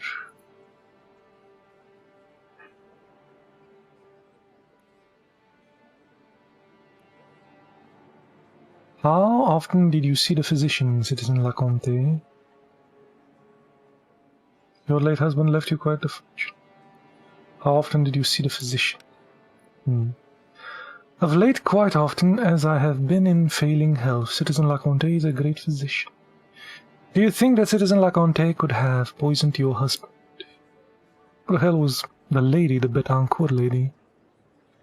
Even if he lacked a motive, there is another evidence to support that accusation. I am sure that he did it. And where does this belief come from? He confessed his love to me and I rejected his advances. My love life is quite complicated, but I wanted to remain faithful to my husband. Despite my relationship with Hélène, I confided in Citizen Laconte, and now my husband is dead. Thank you for your confession. Do you wish to comment on these revelations? I do not. I do not know what to say after all. It was she, Monsieur le Judge. It was she who asked me to kill her husband. What is this nonsense? Yes, I love Valerie Rabiot, and that is why I honored her request and freed her from the pig of a husband. I did it for the sake of my beloved's happiness. Did everyone hear that? This man just admitted to murder. We heard. Murderer. Strange story indeed. Whom to believe? Citizen Laconte has been backed into a corner. I suppose I believe you. Why would the widow Rabier testify against you? I am the only one who could denounce her, but I love her and would never do so. Why does she want to destroy me? Each of them could be lying. Think carefully about the verdict. They want to free him? Seriously? After he admitted to murder, they want to free him. I would just put him in jail. That would be a thing. Ooh, they really, really hate his death penalty. These guys really hate the other one.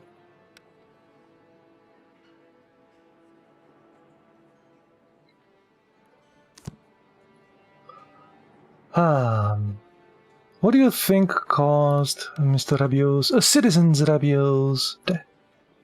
He killed him. That was the cause. He might have been poisoned, but I would say it was angina pectoralis, the problem with his heart. Didn't you just say you killed him? Have other physicians confirmed your opinion? I could not say. It was not a question of the investigations. This is so stupid. He admitted it. Do people often run away during such heart troubles? I've never come across anything like this during my practice, but the human body still remains a mystery to us.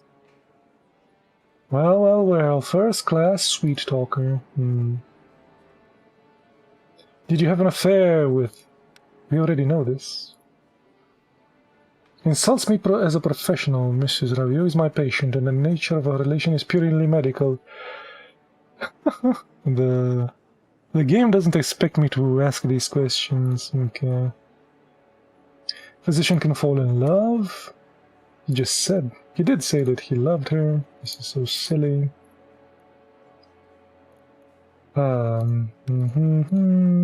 You admitted to kill him, dude. Come on. This is so stupid. Let's just sentence him to death. And be done with it.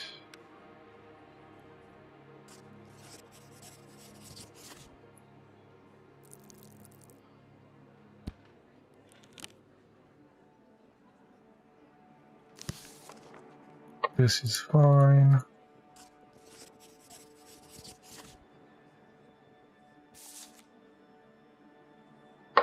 Sentence the citizen to death by guillotine. Take the convict. What a strange story.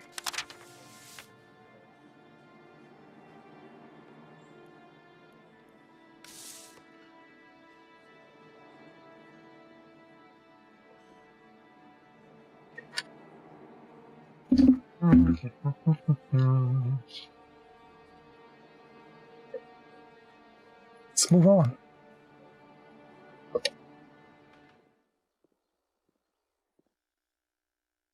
The aristocrats wanted death as well. Maybe I could win the heart of the crowd.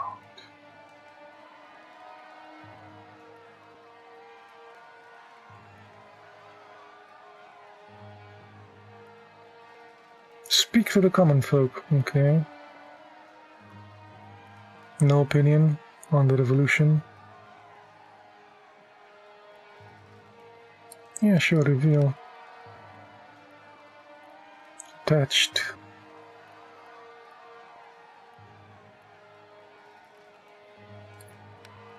Humility. Withdrawal. How about manipulation and the revolution? They don't care. How about carelessness? Perfect argument is carelessness. Strong argument is manipulation. Very weak argument is humility. So let's go with this one. Okay.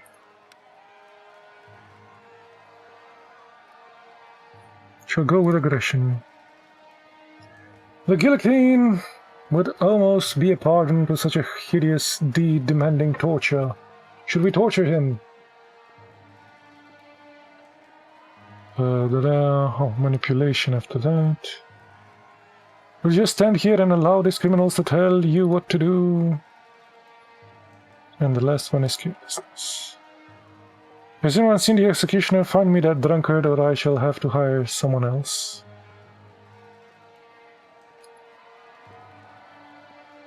They really like me. Satisfied for reputation. Cool.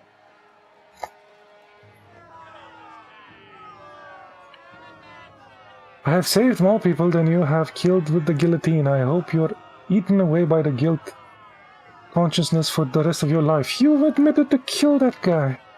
Jesus. Pull the rope.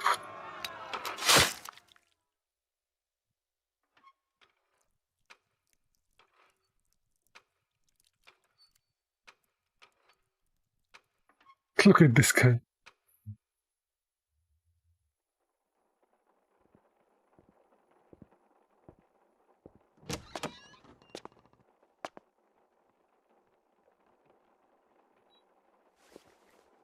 It is good to finally meet you in person.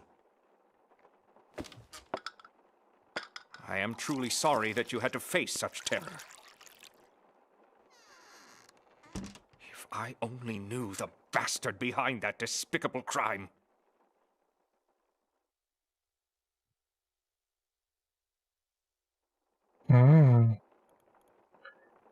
Interesting. Withdrawal. And the last one is bullheaded. Looking for a friend.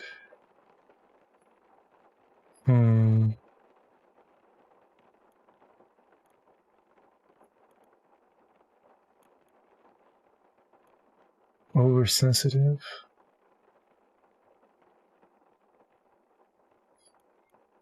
Maybe manipulation, carelessness, or carefree. Oh, this should be carelessness.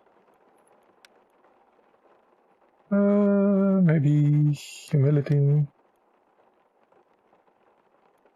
Oversensitive.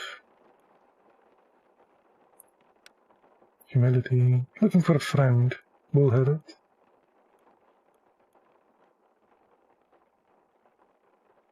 Manipulation. Strong argument. Strong. Perfect. Strong. Weak. So the last one is weak. Not good. There's one even worse than that. I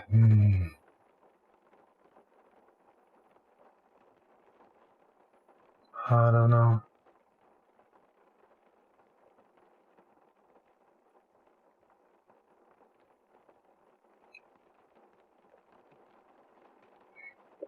He's bullheaded, so I assume this would be bad as well. Let's try the humility one in the last one as well, I think.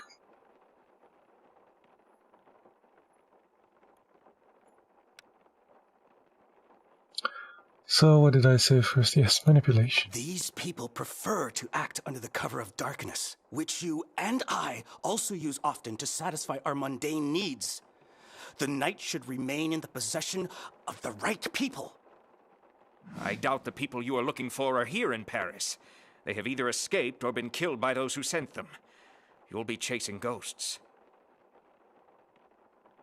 Who else, if not the mayor of this magnificent city, could restore peace and order here? You are the only one who can stop the brutality that I have fallen victim to in the streets. As I have told you before, I feel sorry for you. Though let us leave this to the professionals. as we have more important issues to discuss. Mm-hmm. These people are dead. It has already been decided. Nevertheless, instead of killing some random suspects, I would rather get the right people on the first attempt. And the last one. Let's try humility as well. I would not ask someone as good as you for help without giving you something in return. Madame Roland made a nice place for herself, Jean, and you will need to get your share of the profits. Oh, you like that. Good. The last one. You said humility would be. Let's do the It is a pleasure carelessness. to know that I can get back to my duties when a good man like you is taking care of my safety. This alliance is a good thing indeed. Please, do me this favor. You have taken great pains to convince me. Doubtful. I am not saying you have fully succeeded, but... no. Have it your way.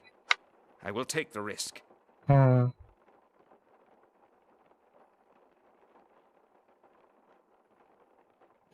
Should have tried humility. The bullheaded.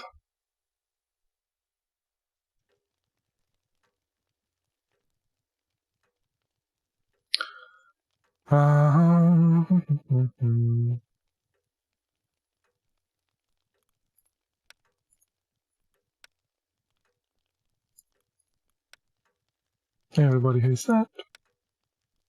Paragraphs and code. But man, these two are never going to be seeing eye to eye. Never. Damn it. Let's go to a demonstration, I guess.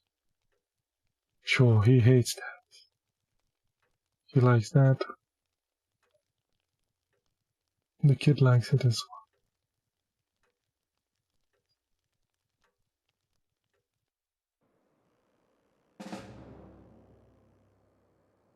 We moved away the diplomat. This guy can't fight that. Monarchy scheme. We are getting closer. We will soon learn the identity of Ah. We just need a few more corpses. Oh.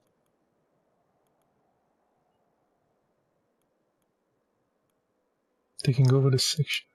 I think I can put this guy here.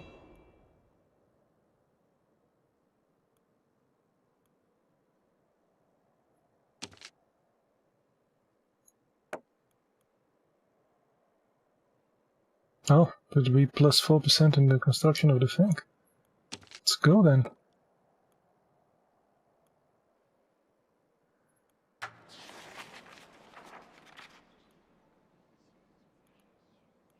Fervor is rather high in a lot of places. We have one influence point left. We can't pick either of them. Okay. Enemy diplomat.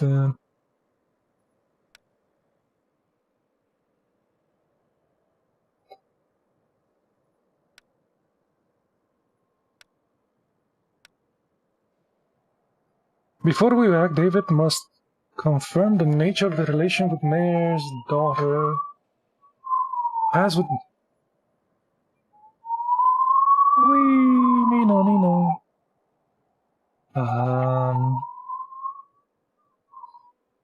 Mayor's daughter, which with Beatrix Caron.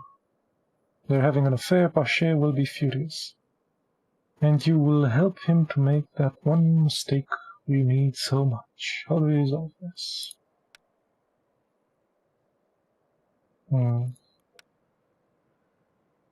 David's presence should not raise any suspicion. Send a guard to take care of it.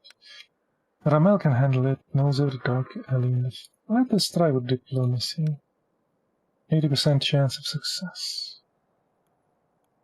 Interesting. Let's go.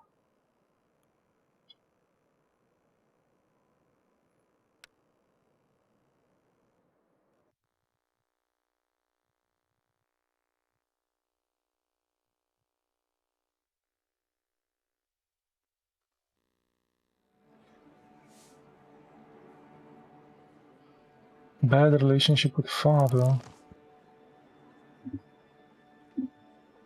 which lowers my common folk endorsement. Yep, the common folk are dropping fast.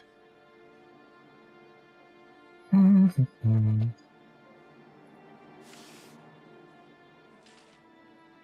reputation is going up because of my wife. My boy is doing fine.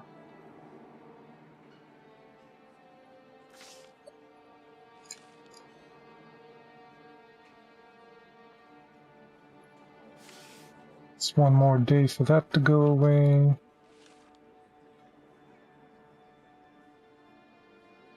Jury support, okay.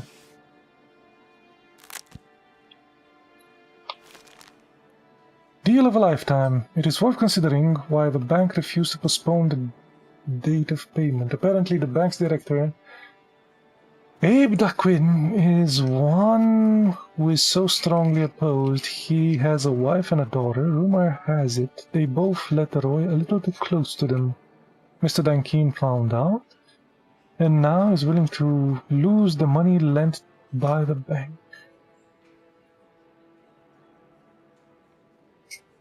We have 7.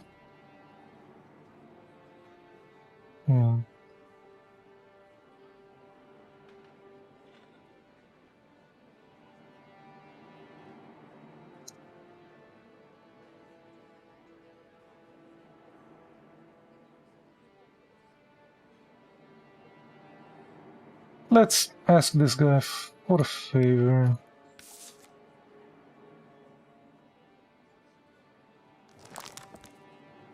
We'll see what happens with that.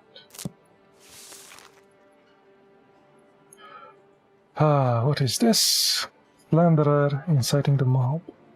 Before the court stands Fabrice Cerdan, accused of inciting a riot at the market on Rue Claire. The defendant is an 18-year-old tailor apprentice who has been working for Marel Garot, a former professional tailor of Baroness d'Aron's son. Due to the situation that arose as a result of the defendant's actions, Sergeant Charles Deveau, a member of the National Guard, has been beaten. Cerdan himself took a part of the riot. He has been caught red-handed and, peculiarly, was dressed as a woman. Ah. Cross-dresser? Okay.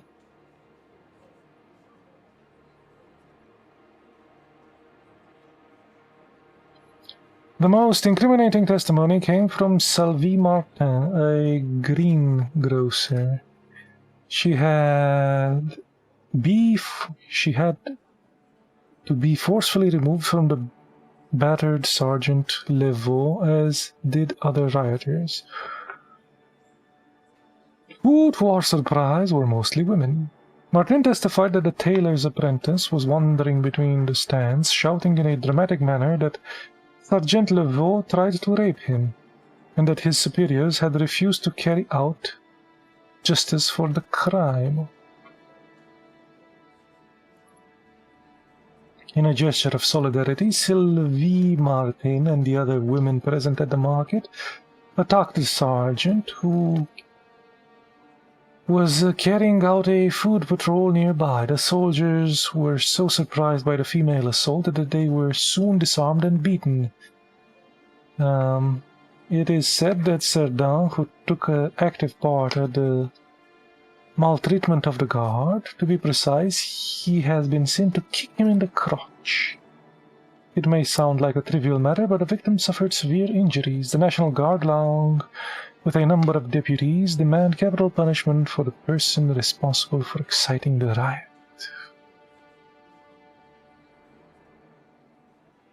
Capital punishment.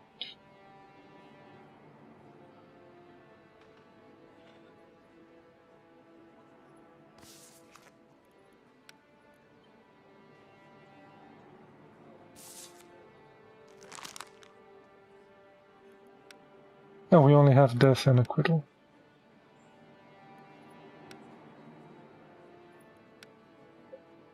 People will hate me for that. I wonder why.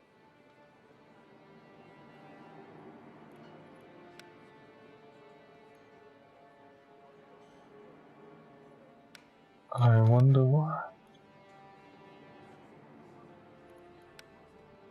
Oh, assume this is better. Bum, bum, bum, bum, bum, bum, bum, bum.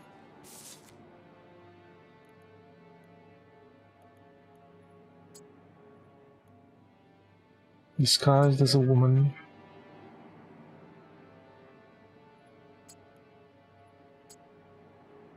Assault on the guards. Mark.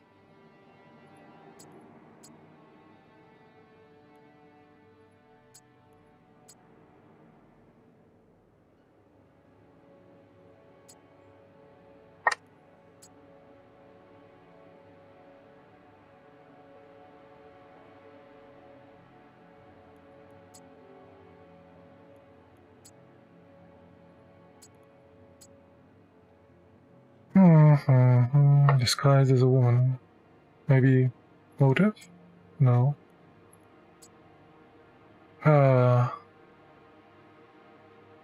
Method?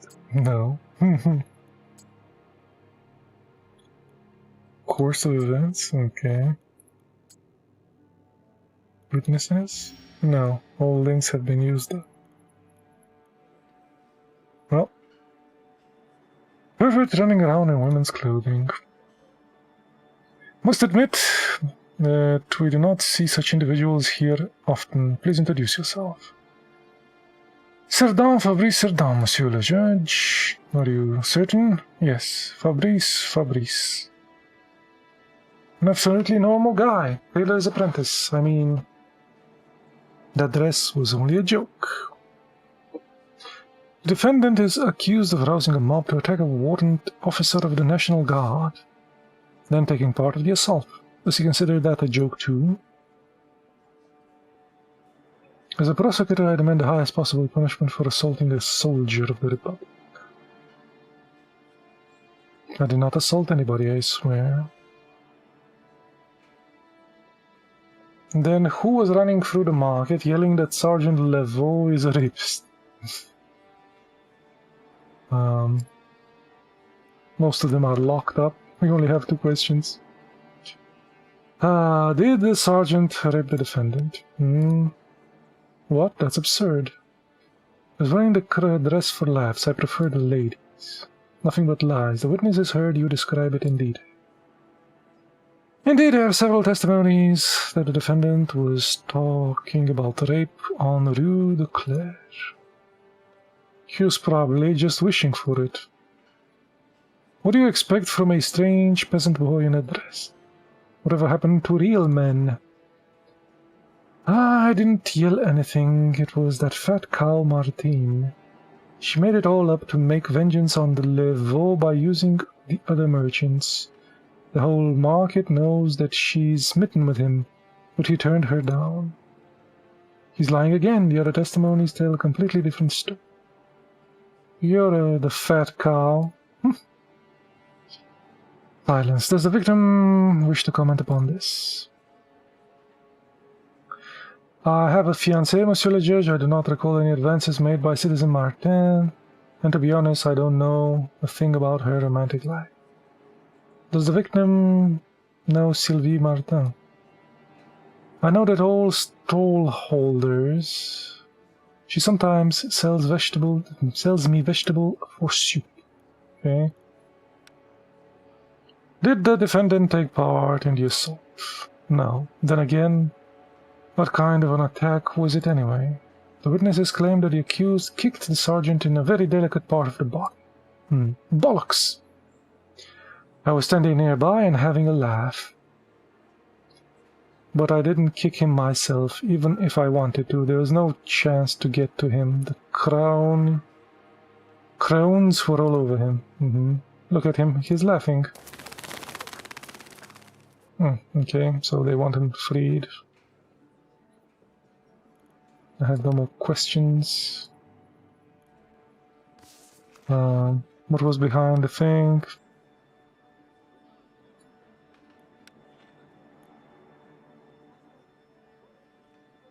Why did Citizen Martin accuse the defendant of...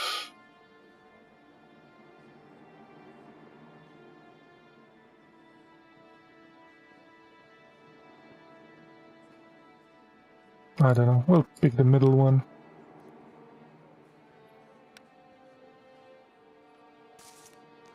And we'll quit.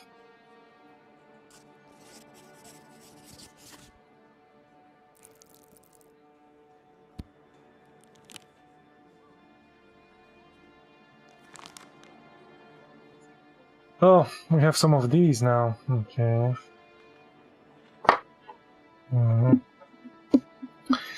Renego Pen, a municipal official, demanded a bribe from the floor merchant for a good place at the market. When the merchant daughter came with the money, Gopin locked the door and forced himself on her. What death? Oh, they like that a bit.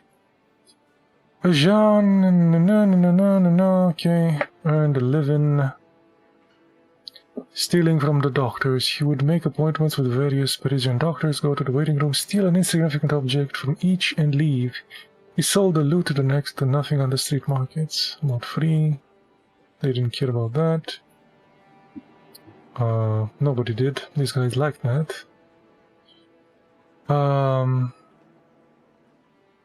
The salt merchant Olivier Pietre ordered some special empty weights which he used to weigh salt. His customers lost 50 grams for each kilo they bought. He was not only tricking his customers, but committing fiscal fraud. Stuff that. And everybody went home happy.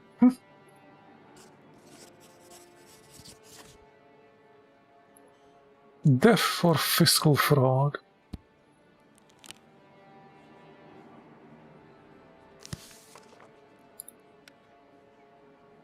No.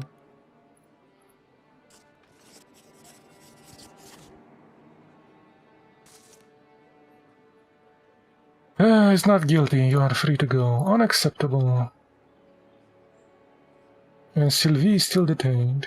There's no justice.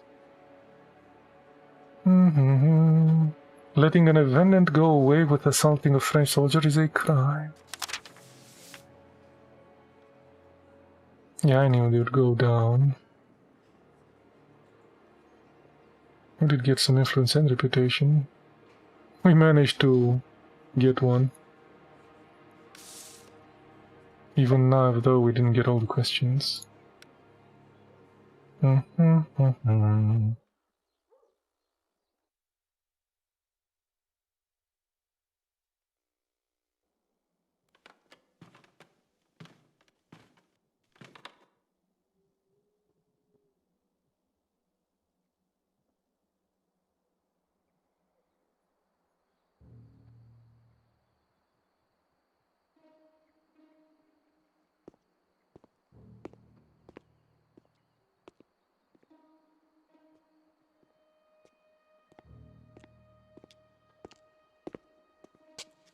They are lovers, yes. The mayor's daughter and Beatrice. Are you sure? More than sure, Alexei. Do you really think that attacking his family is a good idea?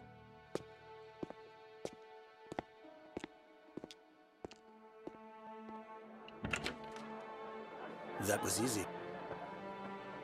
Showing a scrap of my vulnerable underbelly and some shiny coins were more than enough to make him believe in our friendship. He is like an animal being led to the slaughter. I will slaughter my friend. And he will not even notice the knife. Jesus. A pretty ruthless fellow. Designed with class. Congratulations. Thank you. I entrusted the decor to Jacques-Louis David's care. He is an artiste. Yes. I heard that you were friends and political allies. Shall we play?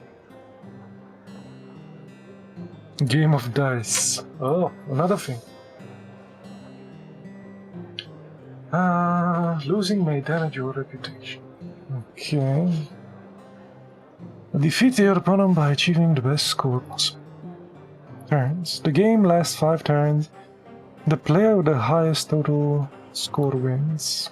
Dice. Roll 6 dice and hope for the best score. Buying around.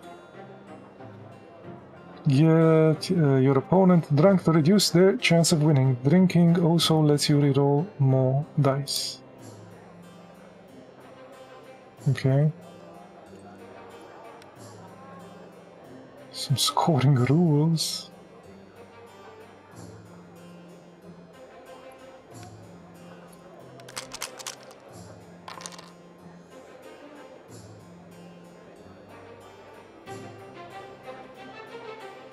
You can reroll 3 times during the game. Okay. Gain points by rolling with identical values. The higher the number on the dice, the better the score. Check the detailed score and look up for the special score. Opponent's turn. Oh, he had... Ooh, 3 of them.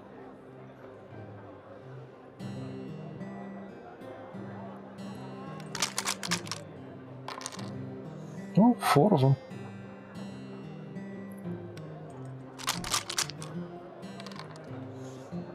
A bit of luck would not go amiss.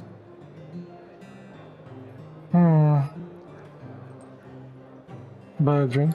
The judge can surely play, yes? Oh, I should have.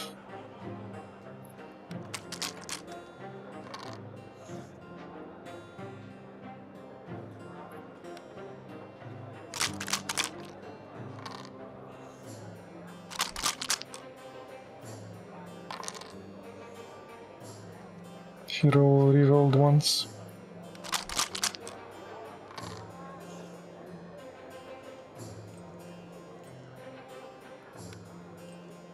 Yeah, there's all these two. You think this bad luck will turn around?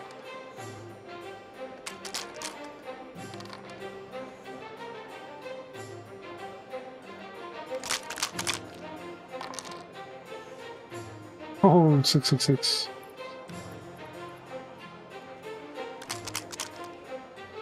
Ah, poop.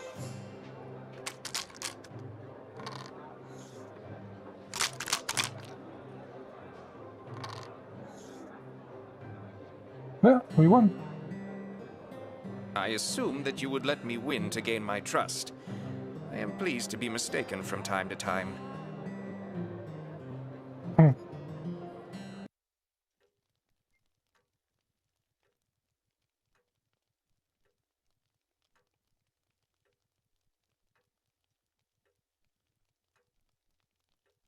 No.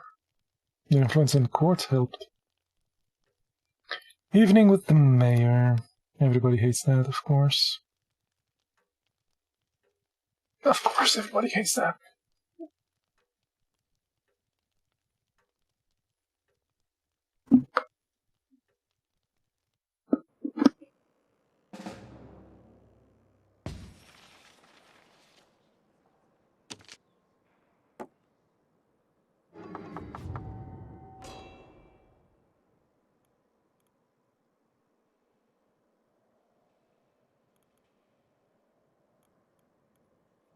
This guy injured, wounded.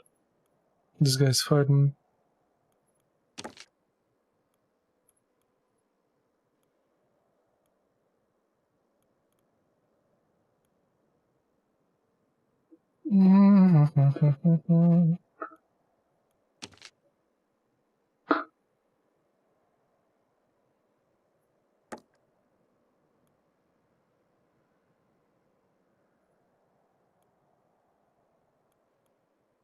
Don't even know.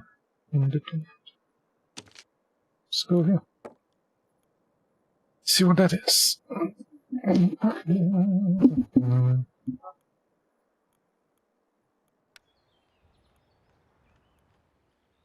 Sure, facilitate some persuasions. Why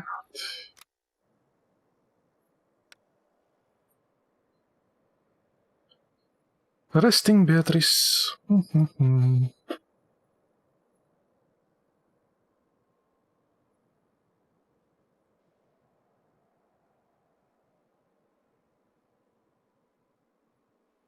Um,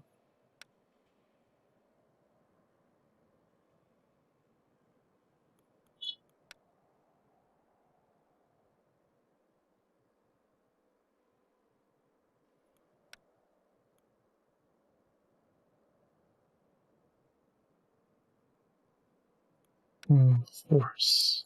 Diplomacy. Let's do diplomacy.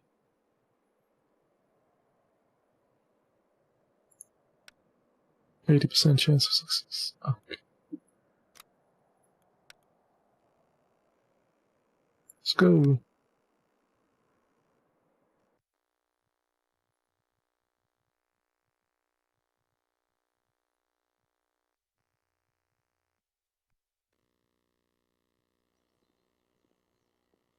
Today we have several minor cases to deal with.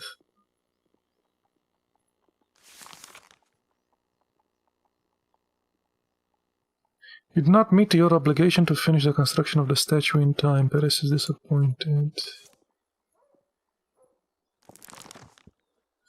Poor Papa. Mama. Mama is crying. Not good. Why is she crying? She was at almost the maximum last time I checked.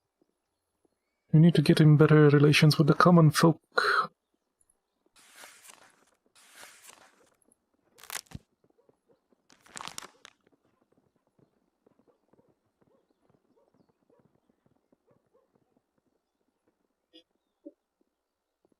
Cedric Ampare, a 12-year-old, knocked over a woman passing by running her dress. The boys found it very entertaining. He was chased by the victim's husband. Then caught, he tried to blame his younger brother, who, according to witnesses, had nothing to do with the incident. Well, why the hell would this be a death penalty? So stupid.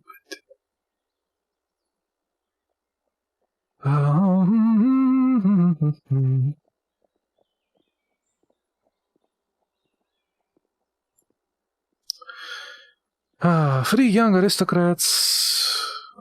Okay. Almost drank themselves into a stupor. Being in a state of intoxication, they dug up a fresh grave, grabbed over the corpse of a convict, threw him in a cart, and drove around Paris yelling, "Look, he's lost his head for the revolution."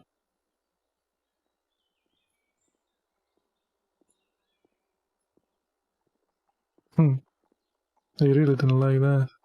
These guys did. Lucas Rapes, Bruno Bazonet broke into the house of the Marquis de Revoyer, tied his butler to a chair and beat him with a few hours in an effort to make him tell them where his master was hiding the gold. And they realized they wouldn't talk. They took the silver cutlery from the kitchen and ran away. There we go. Two sergeants, Gregory Gaumont and Lucien Charpet, have been stealing gunpowder from military warehouses. Whether they manage to get hold of a military pass, they sell the stolen goods to hunters and bandits. Stealing from the army is treachery against France. Okay. And the Boyot brothers, 18-year-old Sylvia Boyot and his younger brother, Fabien, used to spend their evenings looking for well-dressed women, whom they would drag into a dark alley, beat up, and rob. They most likely stole jewelry. At least 9 victims. Okay, you can kill these guys as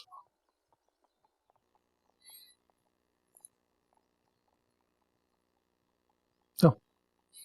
The laundress, Corinne Chanty, killed her neighbor, Théophile Potter, with a kitchen knife. The tragedy took place in Chardine's apartment. She claims that Chardine had attacked her, but there is neither witness nor evidence to prove it. They really didn't like the last one. Okay. We got our people back, though. Killed so many dudes this time.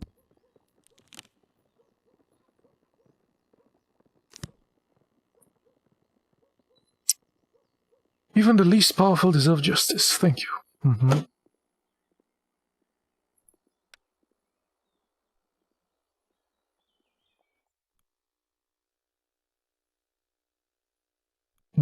Bit of gambling then, go home.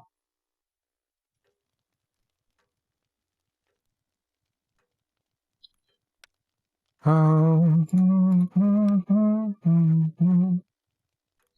doesn't care for it. They don't like it, but this guy does.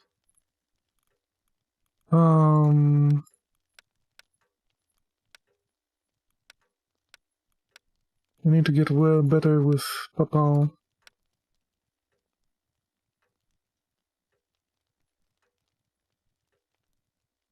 Lost the bonus here.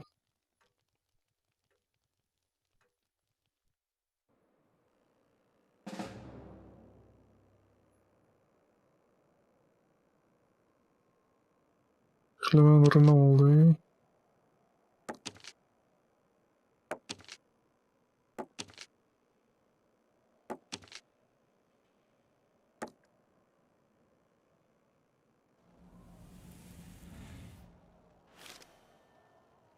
Monarchist scheme.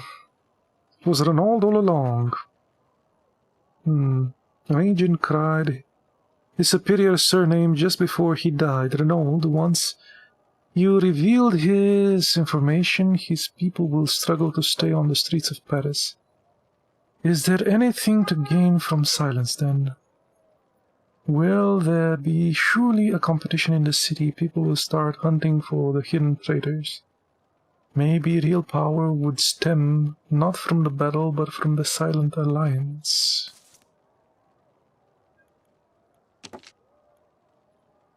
Increase influence over there.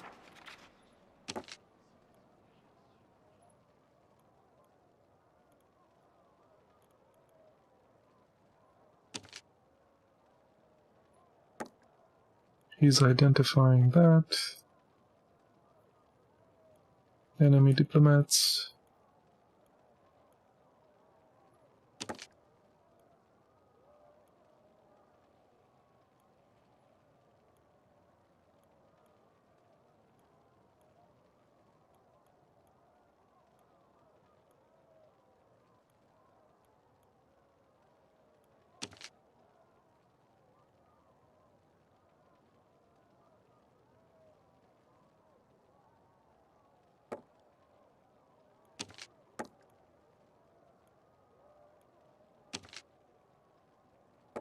No.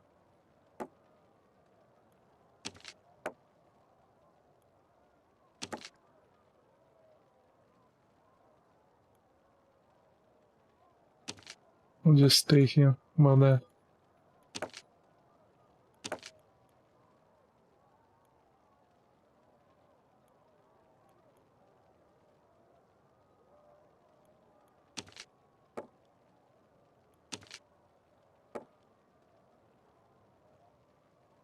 How about that?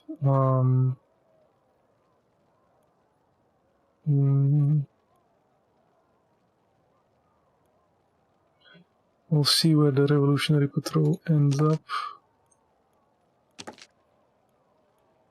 Yeah. You increase influence there.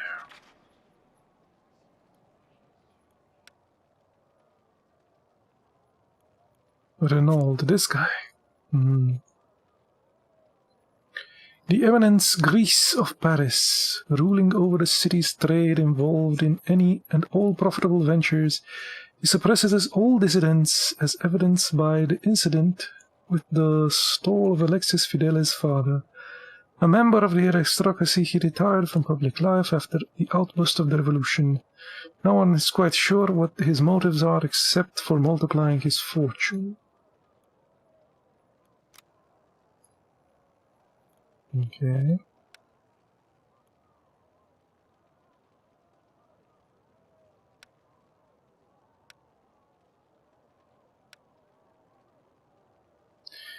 We must convince her to sign the document stating that she is an Austrian spy. Okay. Why the hell have I been kidnapped and tied to a chair? There are many whores in Paris willing to play that game with you. So, Judge, will you answer me? Or do you want me to watch you playing with yourself, you dirty old man?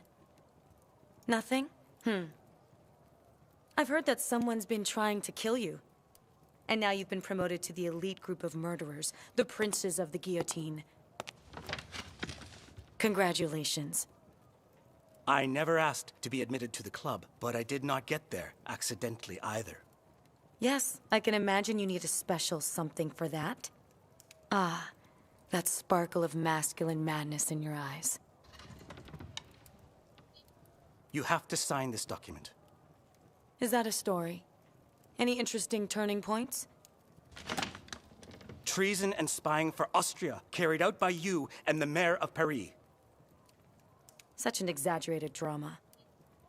It won't sell.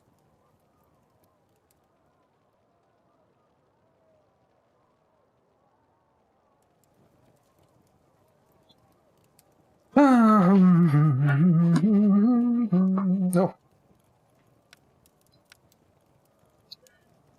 Withdrawn, attached, withdrawn, oversensitive, no opinion. What do we need? Withdrawn, she's withdrawn. Manipulation, maybe. Why she should sign if she's attached?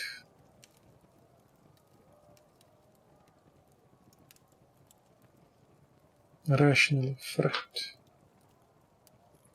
That should be threat. Should be humility. What will she get out of it? Oversensitive manipulation, maybe. How about carelessness from last time? Strong, strong, strong. Perfect manipulation here. Very weak. Ooh. Should try manipulation for the second one. Oh. This document will bear your signature one way or another. Somehow, I feel no urge to sign anything. Can you see anyone here who would stand by you? Has anyone come to help you? No, only I can help you. Oh, she like that. Do you see those guards? I could leave you alone with them for an hour. Most probably, they will rape you, maybe beat you up. Is that what must happen to make the scales fall from your eyes? And the last one, manipulation. Leave Paris. Escape the storm that will otherwise not spare you and is indifferent to your feelings for Marie. America is a good place, and the shadow of the revolution will not reach you there. Sign this document. Escape while you still can. Can you guarantee that my new life won't be abruptly ended by an accident? That I will not mysteriously run into a knife or fall beneath the wheels of a cart? Do you expect France to accept two women in a relationship, like you and Marie? The revolution has changed the form of rule, but the people have remained the same, and they did not fight for freedom for something they do not understand. Perhaps it really would be better if I left this deceitful country that only pretends the revolution has brought us to salvation. Okay. Okay. Success. She was intrigued.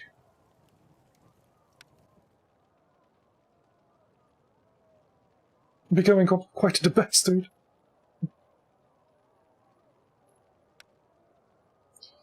Meeting with Danton. Convince and diplomat.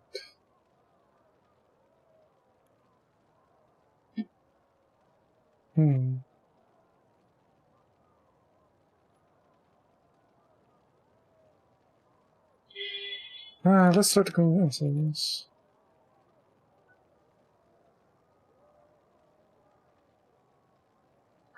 Are you sure that you're going to explain why you have called me at such a late hour, especially when it's pouring outside?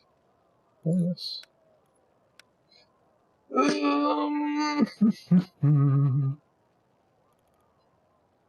He's bullheaded about his alliance with Panache. Panache is collaborating with the enemy state. He's oversensitive. Panache may be involved in the assassination attempt of a judge. oversensitive, withdrawn, bullheaded.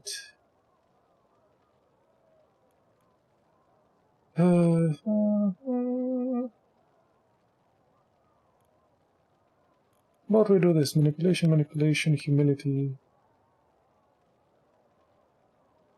Is oversensitive. Manipulation again. Perfect argument, perfect argument. So manipulation is a perfect argument of the second one. That's a weak argument, humility. How about we go with the first one here.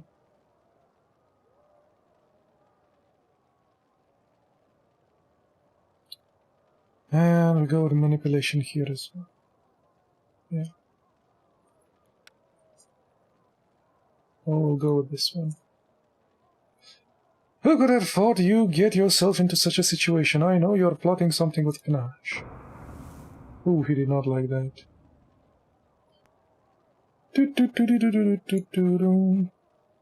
Let's go with manipulation.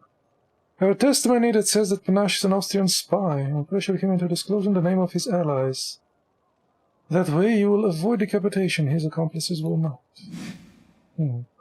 Hope for a civil conversation, and yet I heard threats and insinuations. There's the manipulation again. Didn't like that. Humility. Let's do manipulation again. He liked that, and manipulation on the last one.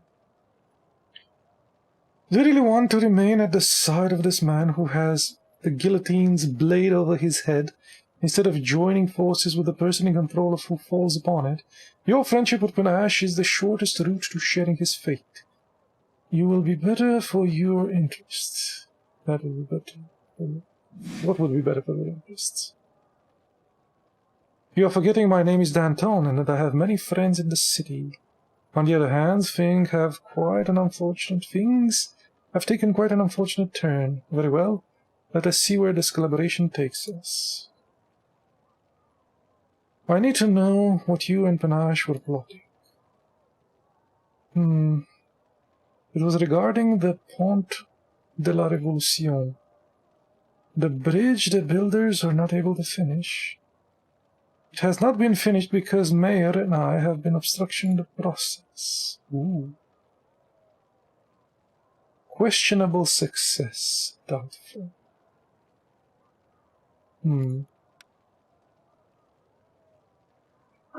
Danton told me everything.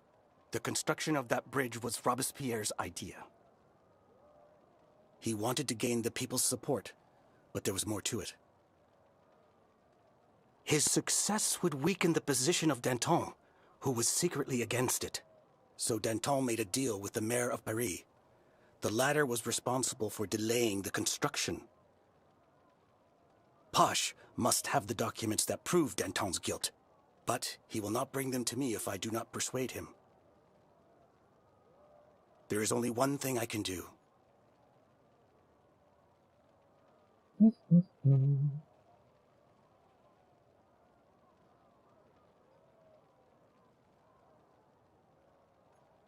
That was a success as well. A questionable success, but a success nonetheless.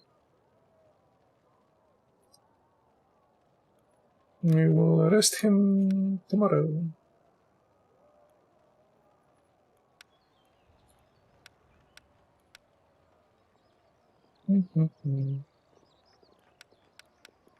Okay, how is the 16%?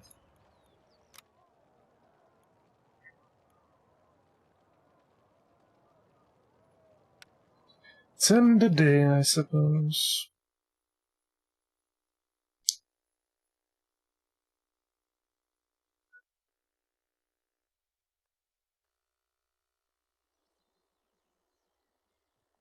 Good morning, Citizen Pache. Has asked you urgently. He must not. Remains to be seen. Lead the way. Danton, you traitor! How could you? Hello, Bosch. Fidel, thank you for coming at such a short notice. Danton betrayed me. Danton, we used to be allies. I asked for his help, but he never came. You did. We are friends, Jean. I must destroy him. Make him pay. We must.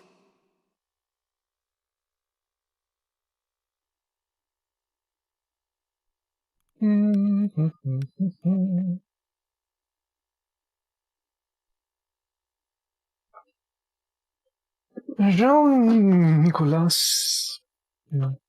How did he get here? He's bullheaded. So a little humility. What proof does he have of Danton's misdeeds? He's oversensitive. We have to manipulate that. Where is the proof? He's withdrawn. Or if we do aggression, you can trust me, oversensitive manipulation. Oh, strong, strong, strong, strong. Nice.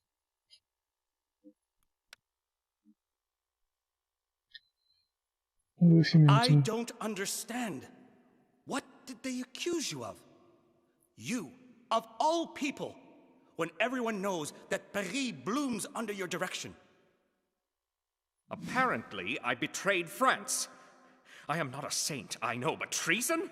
And who is accusing me? That political whore, Danton? I do not know for sure, but I can feel that he was involved in those accusations. If Danton made this attack, he must have fabricated evidence against you. We need to have something to fight back. What proof of his misdeeds do you have? I cannot do it anymore. I no longer have the strength to fight it. The whole revolution, the never-ending plots, it is impossible for me to trust anyone. Except you. I do not understand anything anymore.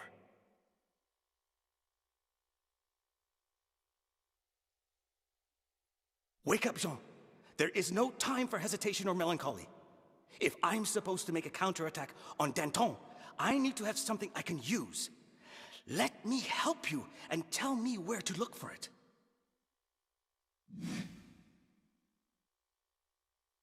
And the last one is manipulation. Nobody will openly object to Danton, knowing that he can fabricate evidence of treason. They are scared. I, however, am willing to stick my neck out because I believe in the long-term benefits of our friendship. That alone should convince you. Really? You will help me? I did something horrible in the past. Someone forced me to do it, and now I am filled with regrets. I will owe you an enormous debt. All proof against Danton is hidden in a safe in my office. Ask my assistant for the key. Thank you, Bosch. I know what to do with it. No, thank you. I misjudged you, Fidel. You are a true friend. Of course, Jean. Of course. Cool.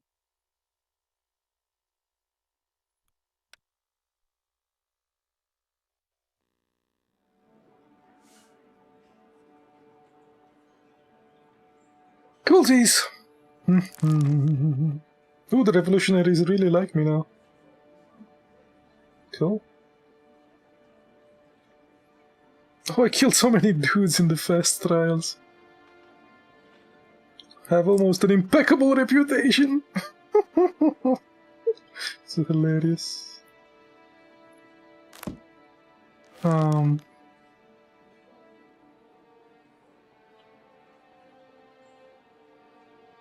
Deal of a lifetime. There is nothing like having a little chat with someone at your level. Or the bank director, Baleroy, could as well as be a flea, irritating but harmless, and lacking the resources to seriously oppose him, the judge of the tribunal, however, it is another thing entirely. You invited him for a glass of wine and told him that you have taken an interest on the poor fellow's situation. Abel Dakin did not care at all until you promised him your long life gratitude as a favor. He had a sudden change of heart and agreed to postpone the date of the payment. Oh. More common folk endorsement and more reputation, actually. Damn! I have perfect reputation! It's all going downhill from here. It's downhill from here, boys.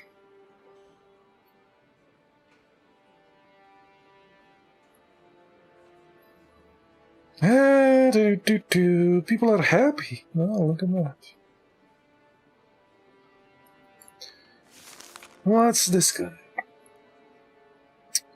Counter-revolution, assault, murder. In the dock of Laurent Pascal arrested... Is Laurent Pascal arrested for counter-revolutionary activity and the assault of a gendarme that proved fatal? The accused owns a small weaving shop that he lives alone behind a Rue Panincourt at the 24th section. That is where the crime took place. The incident that is the subject of this case happened yesterday evening. Having received a denunciation of Citizens Pascal counter-revolutionary activities that has directed to the legally chosen authorities of Paris, two gendarmes, Cristal Rimbaud and Fabrice Roux, arrived to bribe him in... bring him in for questioning, bribe him.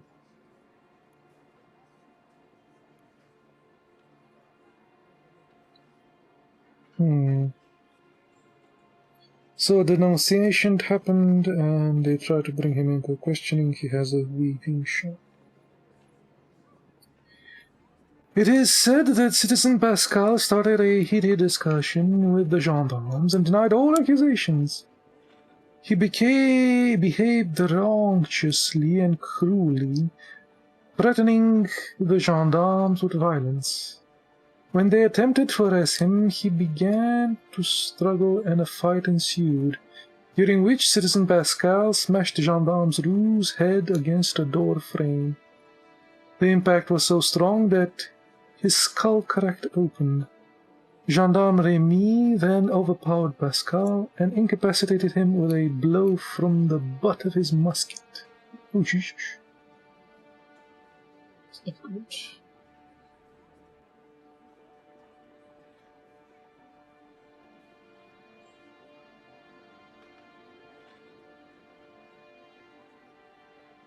That is not good.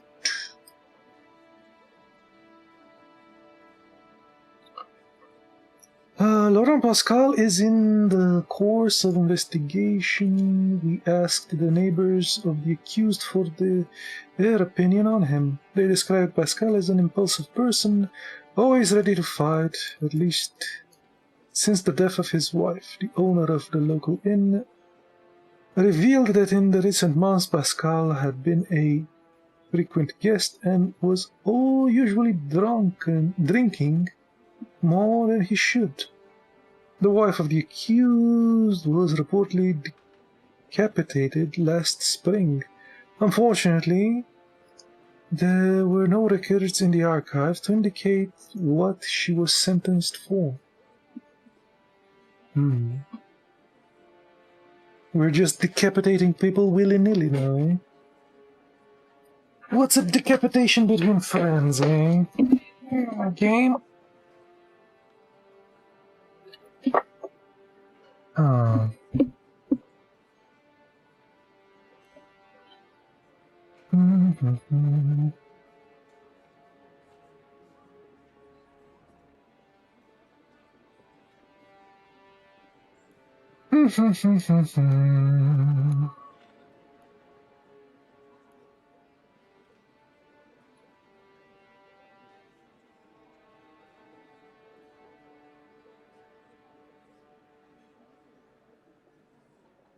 I mean, after the death of his wife, he was drinking and stuff. Oh.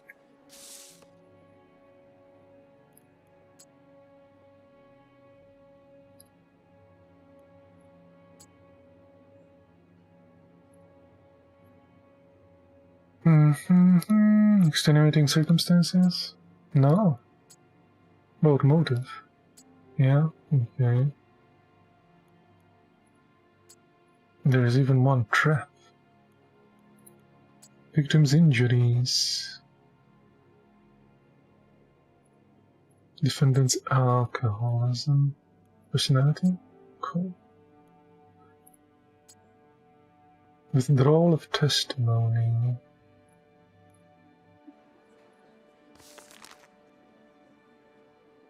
Oh, the more crap I didn't read. Okay. Fabrice was my friend. Pascal cracked his head open, even though Fabrice did nothing to him. We were to bring him in for questioning because they had some doubts about the testimony, which was withdrawn by the degenerate Maxine after Fabrice's death. Okay.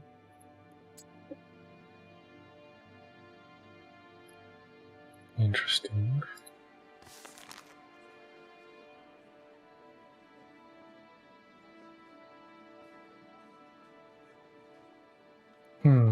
So they were bringing him in because of a Redouane testimony?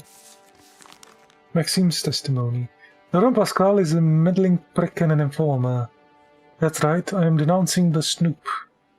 He's putting up posters and running around with leaflets that make fun of Citizen Robespierre.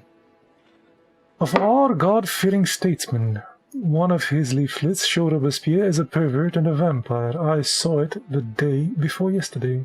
A fat fellow dressed like Pascal. It must have been him.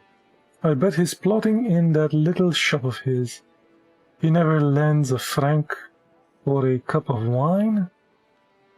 That shopping meddler.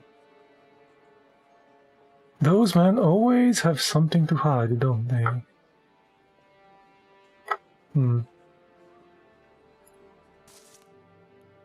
Well, this is a trap, I suppose.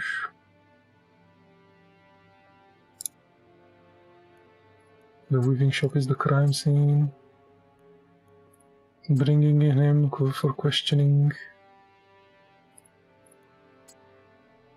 This should be his personality.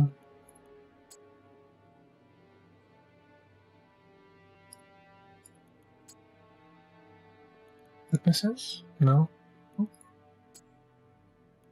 Accusation? Okay.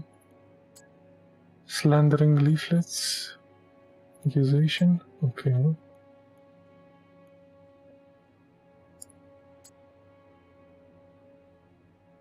Bring him in for questioning. How about... That was the trap. I have no more... 4 questions and no more... Accusation. Okay. Accusation again. Okay. Oh. 2 more questions on this.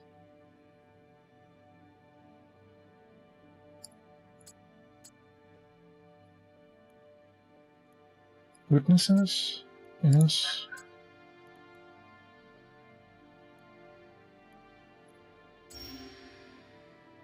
Oh, cool. We got all the questions.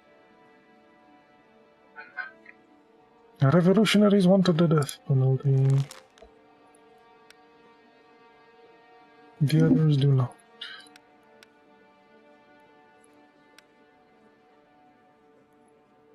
This would be better. Finding him not guilty would be better. This man is a murderer, but we can't be sure of anything. Please introduce yourself. Laurent Pascal, weaver by trade. You stand accused of the murder of this dude. It was an accident. Smashing his skull was an accident. Are you pleading not guilty? I'm saying it was an accident.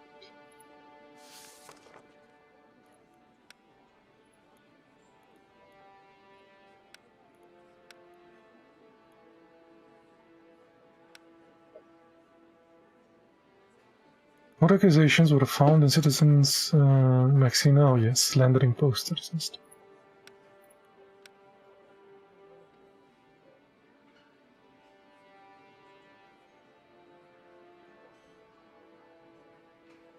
So the arrest warrant. There shouldn't be an arrest warrant. What was your wife sentenced for? To this day, I'm not and don't know for sure. They said subversive activity, whatever that means. What connections did she have? Were there any connections? Her grandfather was an equerry in the former king's service. Someone informed on her, just like on me. That was it. Did you receive instructions on monarchist leaflets from your wife's grandfather? He died 15 years ago. Were you present at your wife's trial? I had to collect goods from the shop and wasn't home for a few days. But that was enough for them to arrest and try her.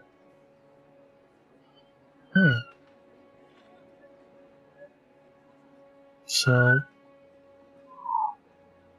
Got the ambulance coming back. So... They tried her in his absence. They gave us 10 minutes for our last conversation. Do you understand? 10 minutes to say goodbye to the woman you love. And the day after, they decapitated her in the square. The head of my beloved Marie rolling in the dirt like a piece of rubbish. The gendarmes paid you a visit? In order to bring you in for questioning, is that correct? Paid me a visit? Well, of course. They knocked on the door. We had some tea and talked about the good old days. That's exactly what happened. Come off it. They banged on the door like they wanted the entire neighborhood to know what was going on, all the time bellowing about how they were coming to arrest me. What happened next? I let them in, of course. They immediately rushed in, pushed me around, trying to restrain me like I was some sort of thug. That's how they treat people. If you had simply let them restrain you, they would not have to push you around. Resisting arrest does not paint you in good light. Did the gendarmes show you the arrest warrant? Aha. If they ever did that, as if they ever do that, They didn't show it to Marie, they just came at night armed like thugs.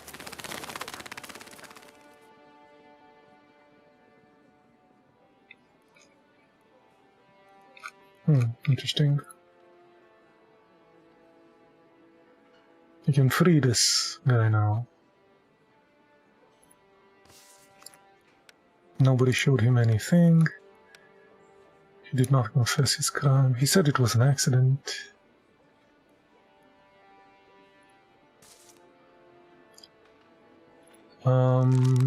Yes, we can acquit.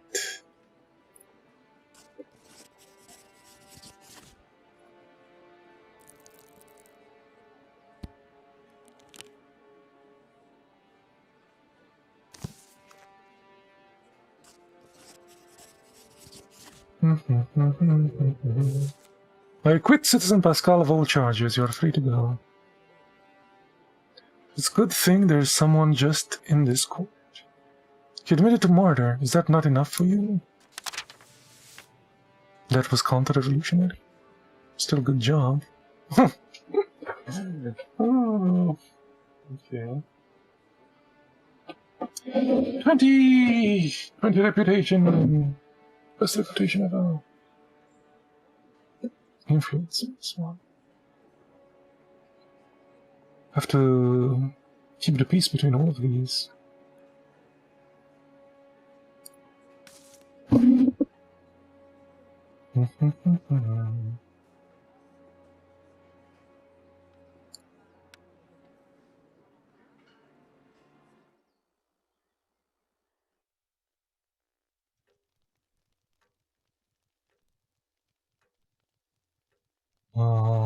Did it influence their stars? Playtime with the children. She doesn't like it, these two like it. Demonstration. Evening of gambling. Ugh. Is there nothing that these two agree with? Ever? Everybody would hate this. Support the construction increases the rate. Tomorrow's trial. Opening night at the theater.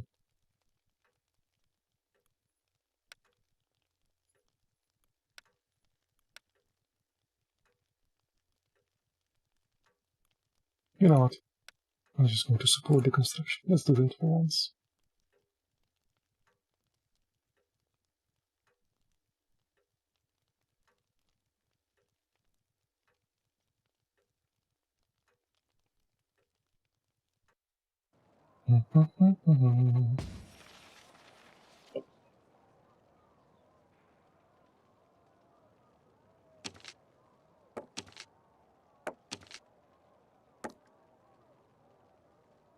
Ah, cool. These dudes following them around is a good thing. The statue has reached another level of development. You can seize another building.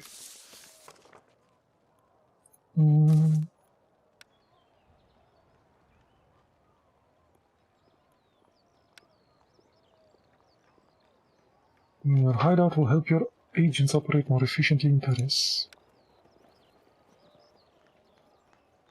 Printing house enables actions against the Muscadins and the Revolutionary Patrol. Political saloon. Actions granted by this building will facilitate your work at court. Ooh. Well, let's do that.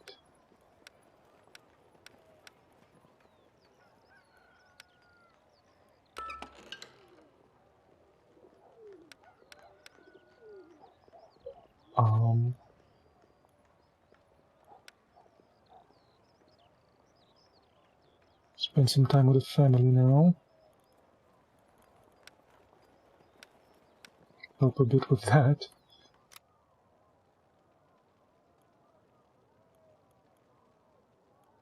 Enemy diplomat blocked. These guys are getting rid of those. Increase my influence in that.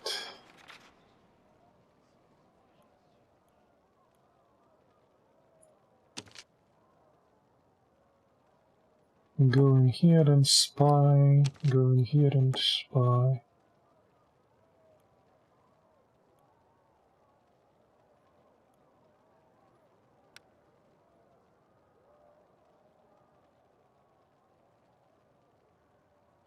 A perfect intrigue.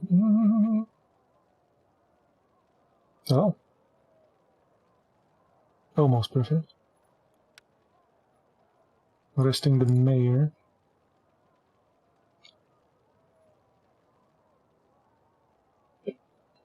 Beatrice Caron, blackmailer. Beatrice was able to escape the guards and send a message to Marie Poche.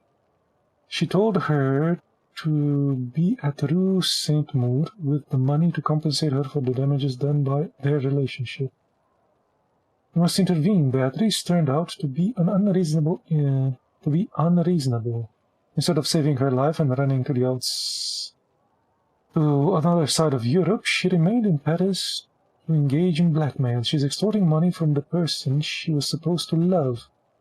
The entire plan will collapse if she talks about the testimony we made her sign. Go with the guards.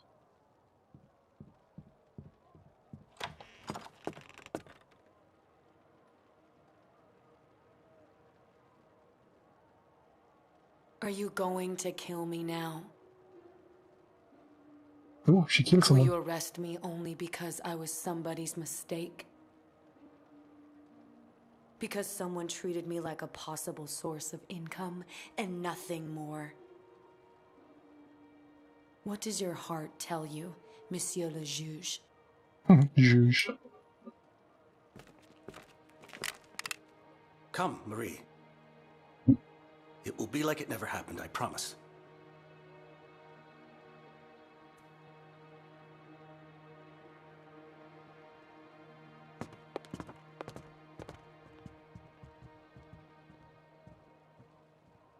Who did she kill?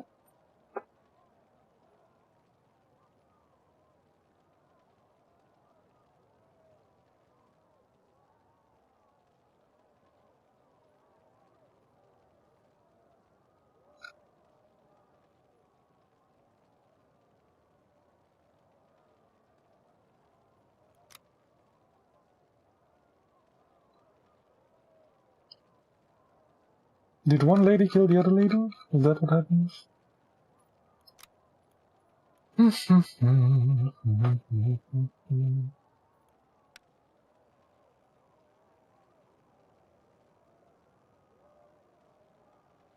Not yet. I guess we can end the day. Oh, we should have watched the thing. Day 20, Liberté.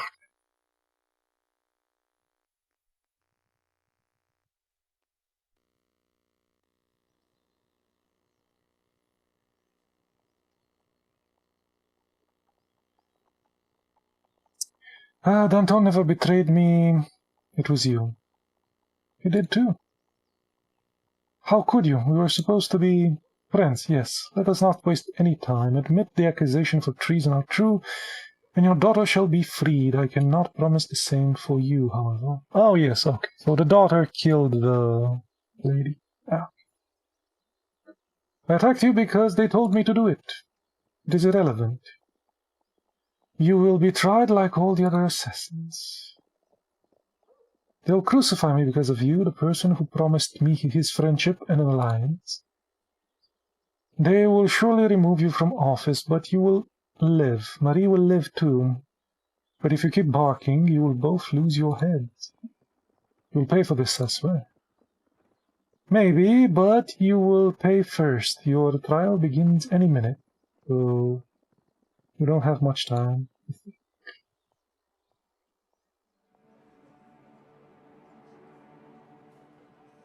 The aristocrats want him freed, but everybody else wants him dead. Oh, I went up in the ladder here.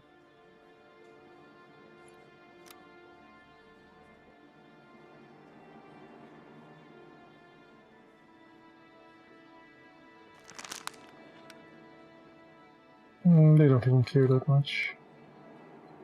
Acquittal, though. Everybody hates that.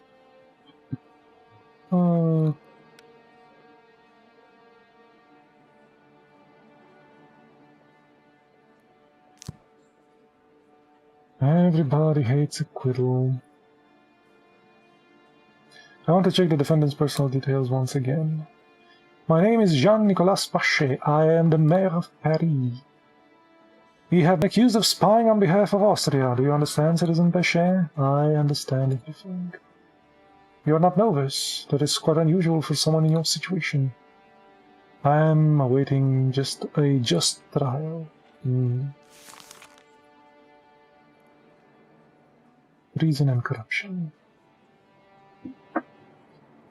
The accused will now stand before us is Jean-Nicolas Pachet, the mayor of Paris, suspected of treason through the cooperation with hostile powers. He was arrested following the written testimony of Beatrice Carton, daughter of a local copper, but better known for her connections with the rotten Muscadins. The girl admitted to being an Austrian spy and declared that she obtained information from the defendant himself. Thanks to her knowledge, she was already able to disrupt the everyday lives of Parisians. In exchange for revealing her informant in the city authorities, Caron was expelled from France under the penalty of death should she return. The investigation, which I carried out together with Prosecutor Tinville, indicates that Citizen Pachet was following the orders of Caron's Austrian employers, and the girl was responsible for exchanging letters between the two. We were unable to find solid evidence for many of the mayor's suspicious acts. But one aspect of the investigation is clear: the delayed construction of the Pont de la Révolution. Enemy forces wished to prevent it, as the structure was to unite the French, to become a symbol of the rekindled revolutionary flame. The plotters could also hope to bring some shame upon Robespierre himself as the originator and supporter of this undertaking. The evidence of this conspiracy was discovered in the letters that were confiscated during a search of the defendant's office. All of them were signed only with D, and we haven't been able to ascertain the identity of the mysterious person. We have rejected the most popular suggestion that it is Danton, as it is common knowledge that he and Robespierre are political allies as well as friends. It's probably Danton. The gentlemen of the Masons' Guild are not willing to listen to your arguments and have suspended their work on the bridge. They will have to be convinced by force.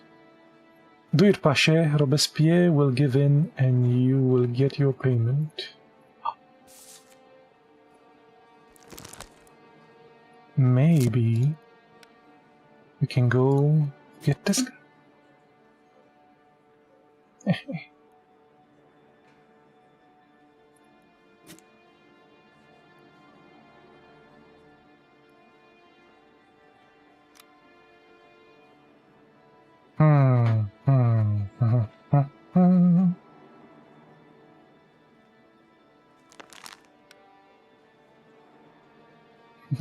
I miss almost half of the common folk.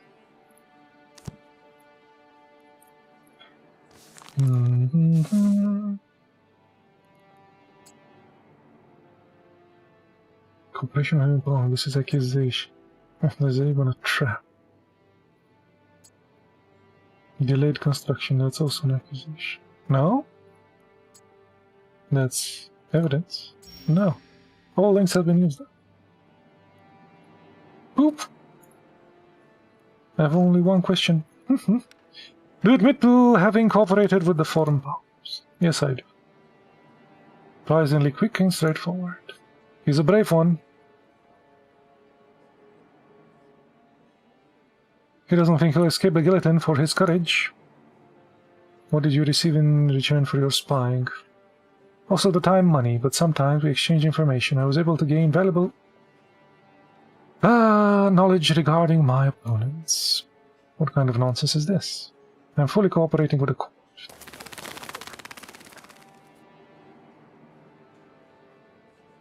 They want him freed.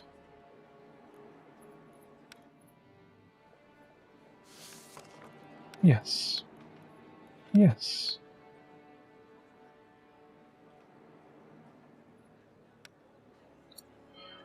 Beatrice Caron.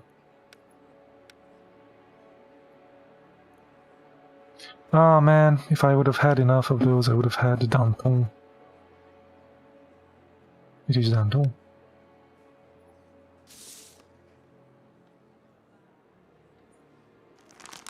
Let's equip White Island.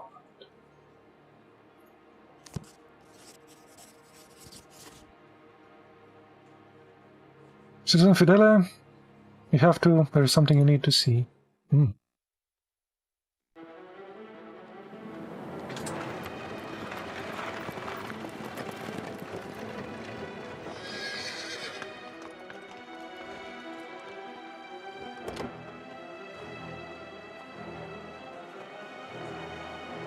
You're trying to free him.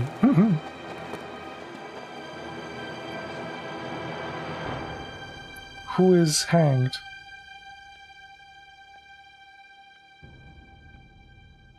Frederic. Frederic? My son. What in the hell?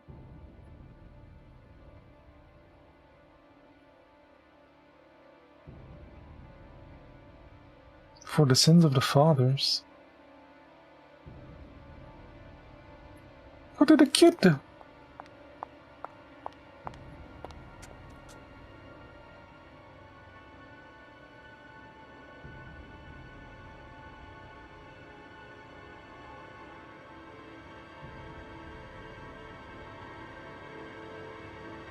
I wonder if I can prevent this.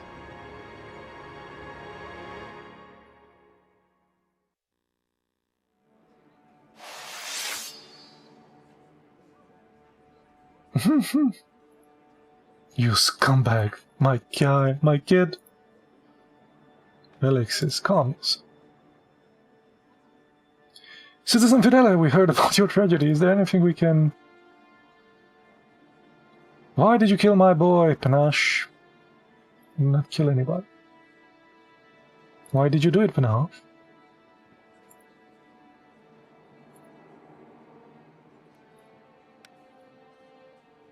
Am I being accused of now? Killing my child? I was in a cell all this time, and we had a deal. Make more against you, I swear.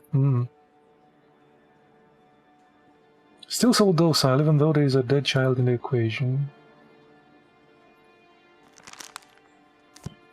Who killed my son, Panache?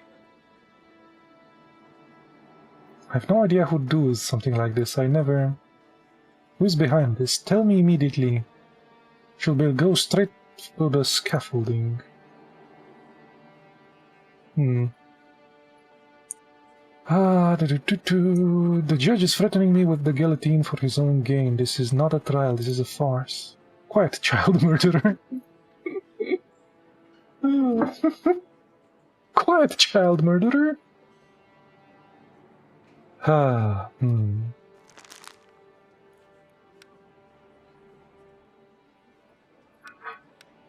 You can still acquit him, even though it's against the jury.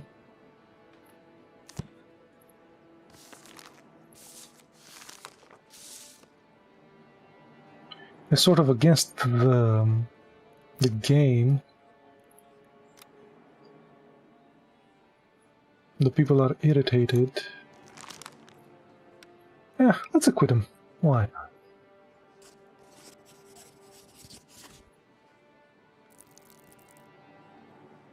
This goes up against everything here, but I'm curious what will happen.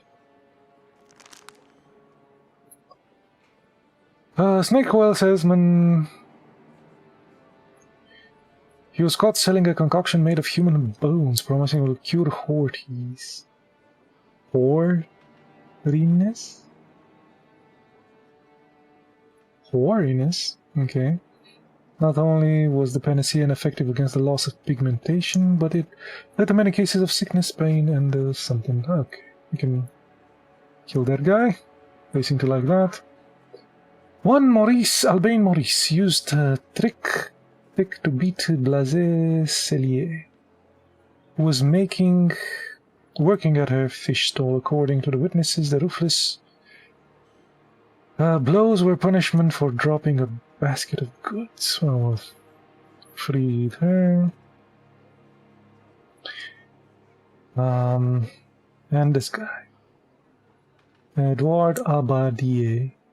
A tavern keeper has been accused of aiding dried conifer needles to his sausages. Okay. The truth came out that one of his clients, Jocelyn Montiel, noticed that they tasted strange. The enraged innkeeper tugged him off the stool and threw him out of the building. They love me, the aristocrats love me.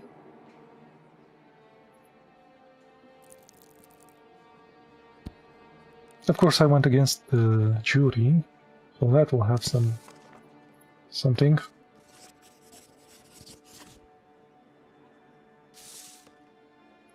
Take him out of my sight, he is innocent. This is a scandal. The judge is protecting his own people. Take us into account into the future. It was Danton. It wasn't done. Reputation +1, influence +1. Enemy at the courthouse.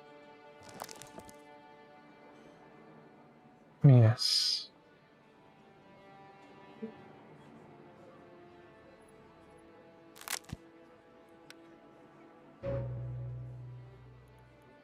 Escaped from Paris.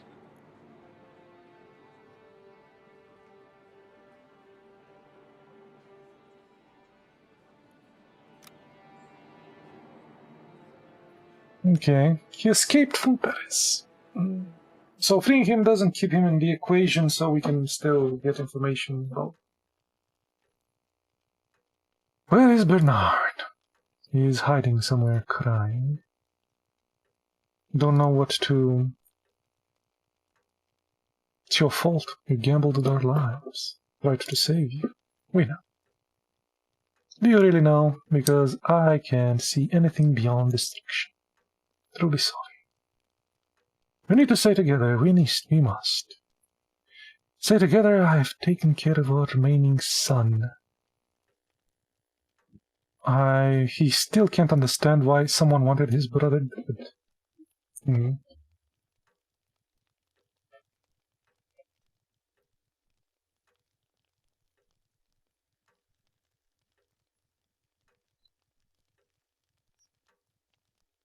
Son's death.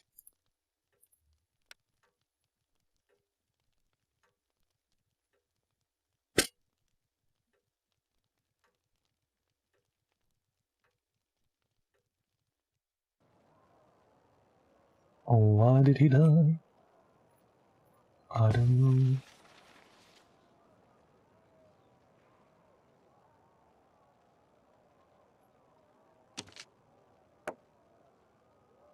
Those guys disappeared.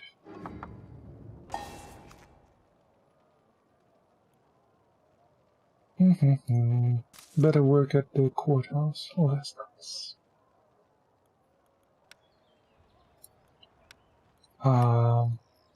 Spend some time with the family.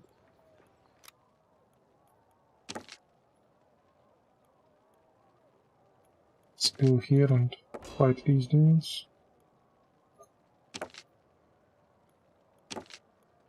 Increase influence.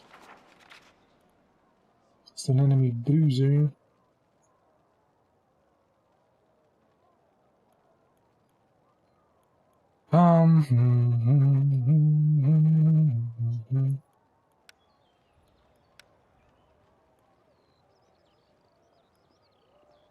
Fill in the report. Bribe the jury. Is this for the next thing? Oh. The jury will not have an opinion about the verdict in tomorrow's trial. Oh. We don't know what's going to be tomorrow's trial, do we? Still have 5 influence points that we can fine, fill the report.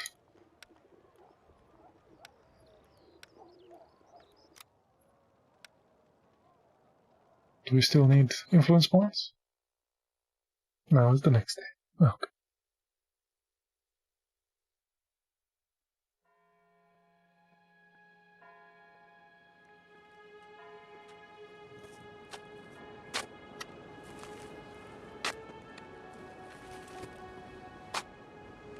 I'm assuming you can't avoid this?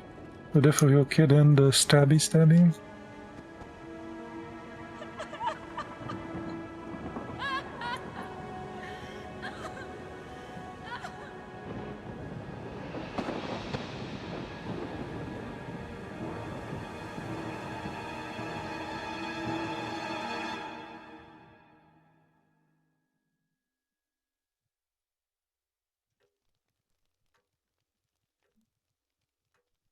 Tell him, mother. What? Tell him or I will. What do you want from me? We heard that you have the mayor's daughter. Yes, the trial is scheduled tomorrow. Does everything depend on you, then? I will not do it. Why not? It would be disreputable. And killing our children is not. I cannot. She's not to blame. Kill her. You are so young, and yet you talk about murder like it's nothing. Let them suffer like we did. Kill her. We want her blood. Sending my brother to the gallows was nothing to them. You frighten me. You'd truly be frightened if you won't do what we say. They'll kill me? Really?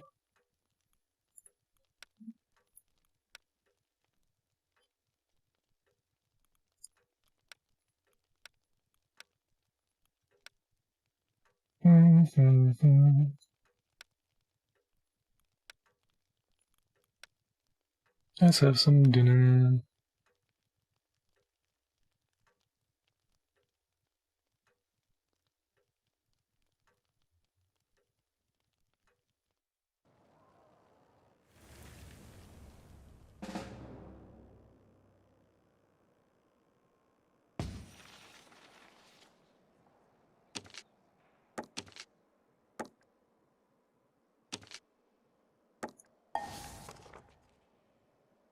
You can see the new building.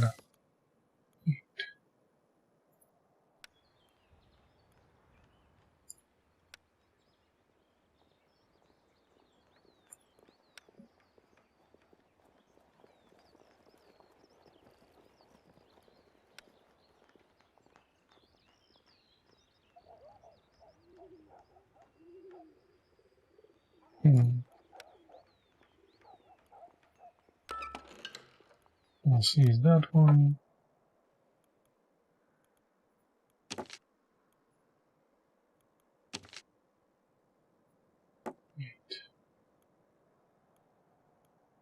Oh, that guy's worried. Okay.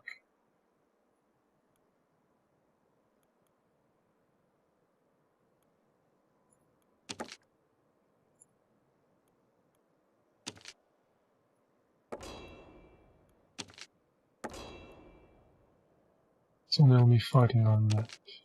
Okay.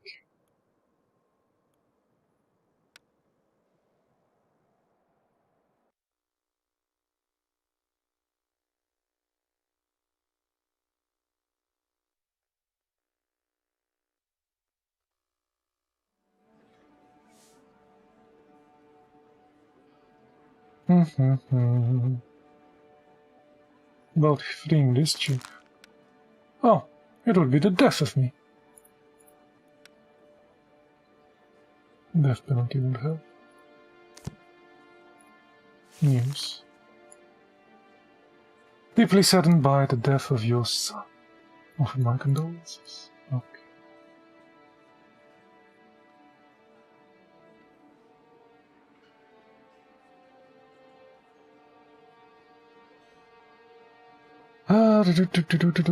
Find the bastards. What did it say?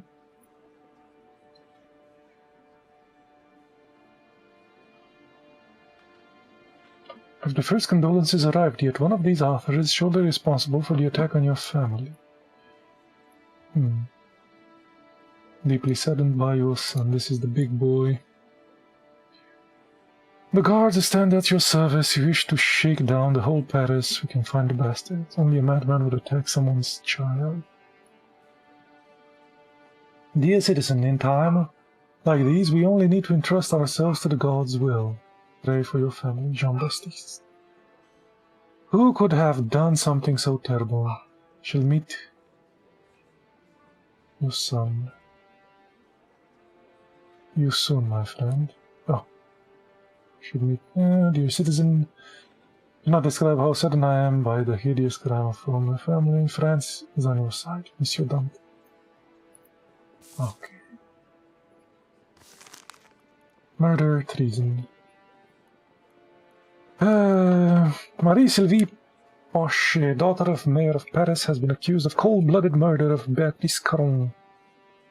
The arrest was made in an abandoned house on Rue where the defendant supposedly copulated with the victim many times. The shack was perfectly suited for trysts intended to be kept a secret.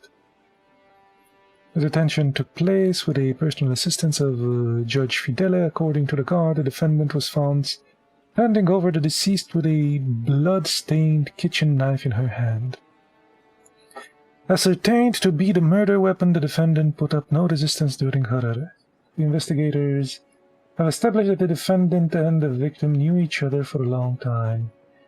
They were seen together often. However, acquaintances of the defendant suggest that she preferred not to boast about her father's position or even her real name. Beatrice, on the other hand, in the absence of the defendant, allegedly bragged about, excuse my language, Monsieur le Judge, She bragged about having often fucked the defendant. I suspect that this is just the silly prattle of a young girl. Nevertheless, I am reporting what I have learned.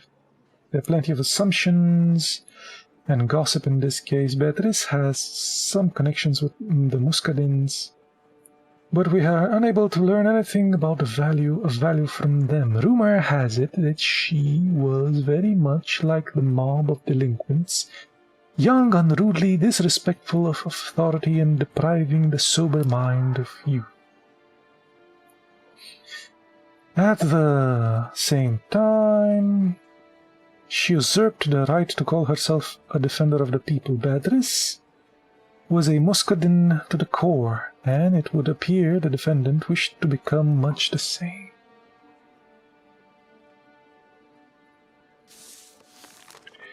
Marie and I have been betrayed by our world. I have become a traitor, an Austrian bitch, and someone must pay for my shame and pain. This person is you. Come to my place of the evening with 3,000 francs. If you do not, I will tell everyone that you are a spy too, and you will be called a treacherous whore, just like I am.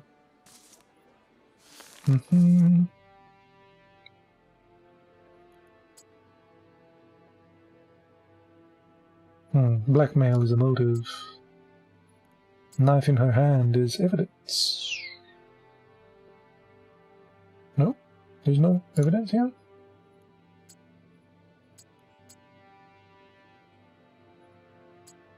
£5,000. Cold-blooded murder. Accusation. Abandoned house. Crime scene. Judge's assistant.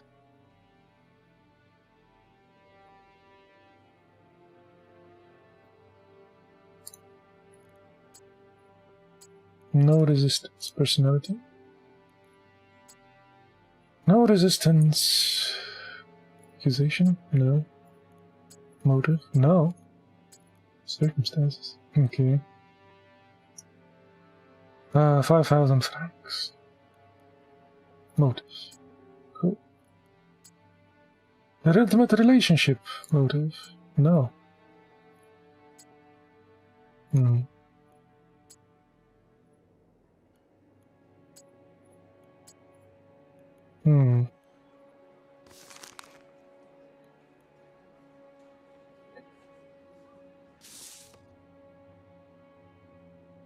Cold-blooded murder.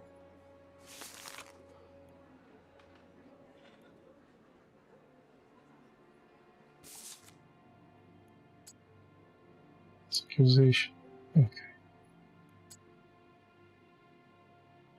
Judge's assistants.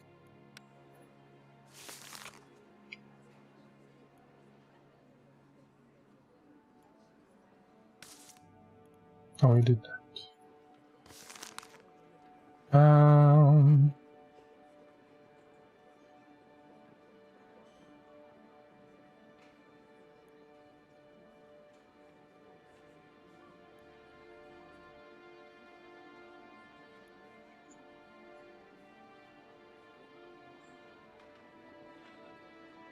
I don't even see. There is no judge's assistance. I am assuming that is a trap. This thing. Is the trap. Okay. So there's these two. Personality. Okay. Hiding her identity.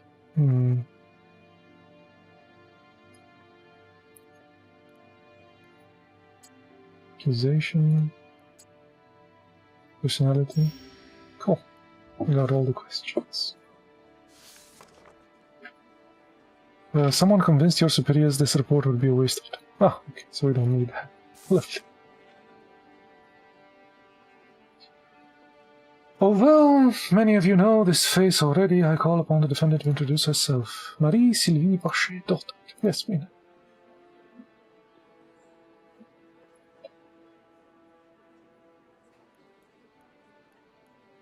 I thought every one of them would be to kill her.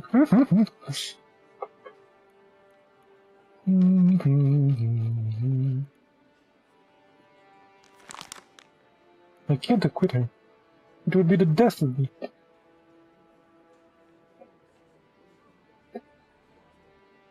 I have to kill her.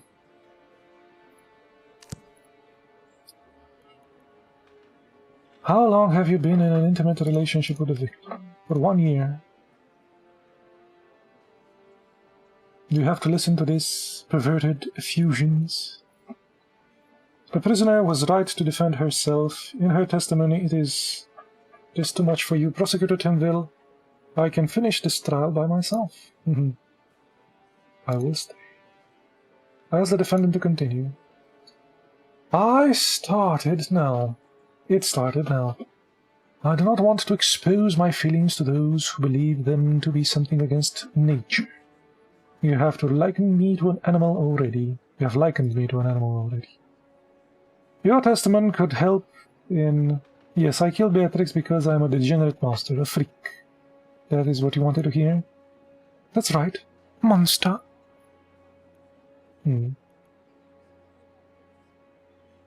During arrest, you handed the murder weapon to me. I gave it to the right person. Please explain. I handed the knife to the head butcher of the city, the man who knows that the instrument was meant for him. I smelled the blood long after my...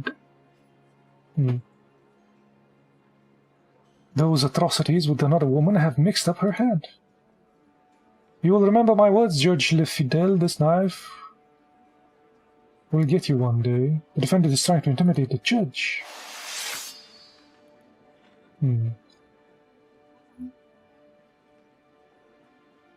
I think we have enough. Death penalty.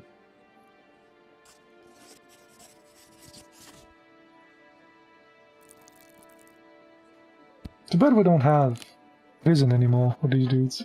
No more prison. Lucille Picard, the widow of a cobbler, told a creditor who came to collect money. In the past they'd skin a person, but at least they wouldn't chop everyone's head off. Then the man asked if he preferred to days of yore, and she allegedly nodded. Oh, I could have saved her and saved myself with a couple of cases like this. Nathan Opelin, who managed the prostitutes at the Palais de Ferrin, brutally beat up a client of one of his employees. After he was detained, he testified that the victim did things he did not pay for. So... okay, we drew a bit.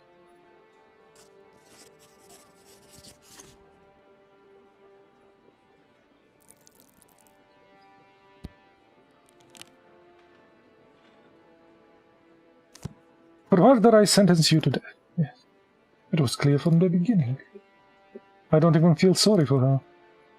She got herself a man. This would have ended differently.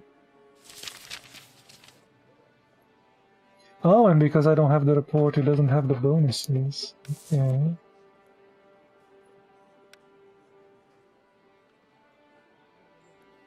We found some new dudes.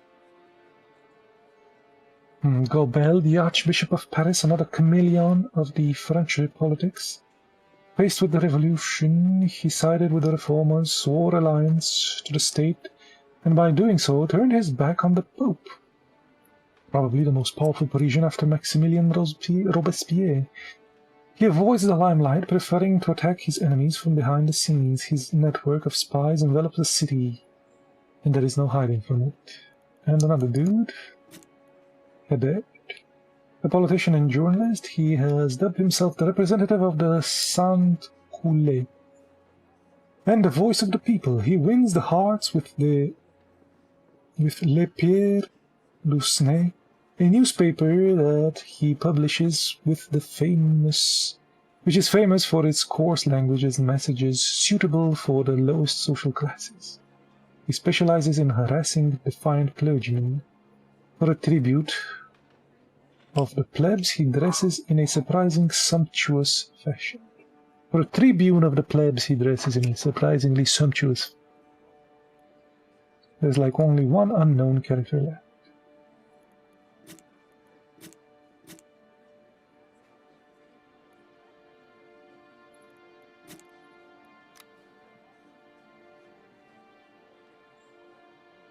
Interesting.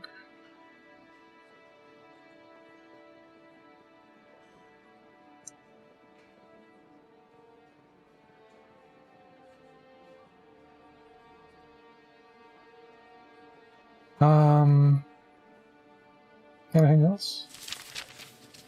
Oh, I did the things.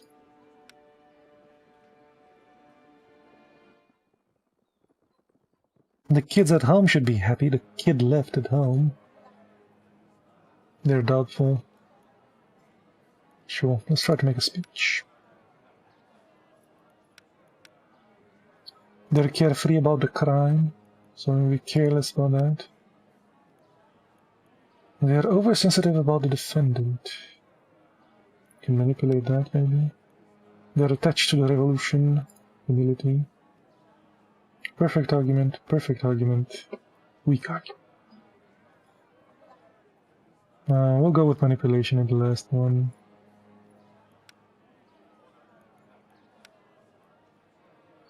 Quick, the Reaper will like to have a word with a convict about his terrible crime. Manipulation. Will you just stand there or allow criminals to tell you what to do? And the last one is the manipulation. The reign of the previous rulers, whose goals were to bring injustice to the people, ends with their swift death. Oh, they like that as well. Intrigued. Ah, better reputation. Oh.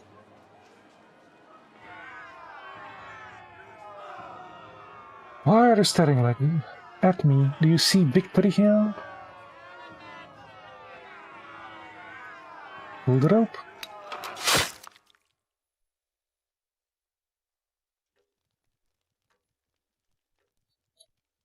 When did you meet my brother, Bruno?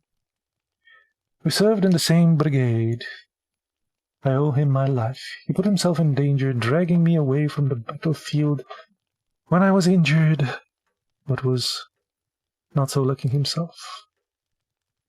We have dedicated far too much time to that man already, both in our thoughts and in our stories. I want to know, as do I. A stray bullet killed him. I never even got the chance to thank him for saving my life. I can assure you that we were friends.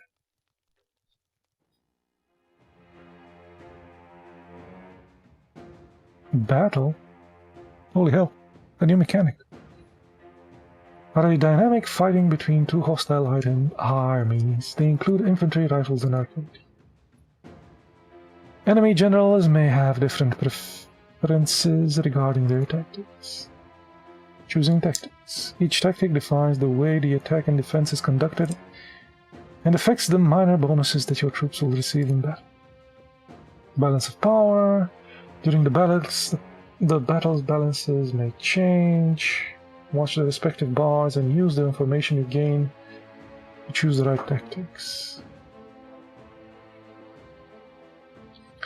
Our rear guard clashed with the enemy and lost. They forced their way up into the camp where the wounded were being tended to. We had to grab our weapons. Choose tactic. Neutral. Suppressive fire. Frontline assault. Defense. That one is unavailable.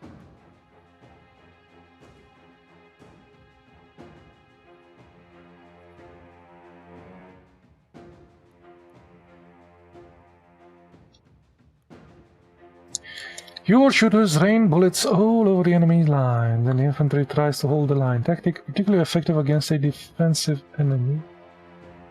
Oh, we don't know if these are defensive or something. It's an invade. Okay. Fight less ferociously, but receive a large bonus to defense.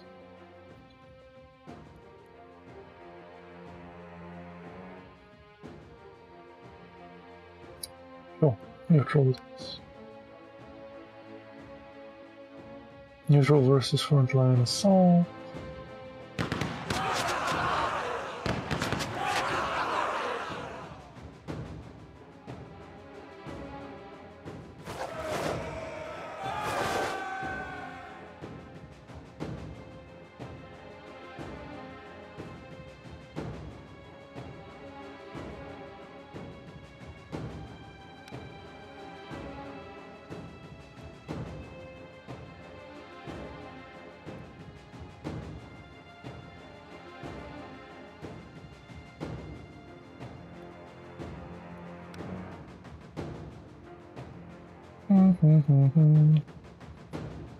Lots of infantrymen. We don't, though.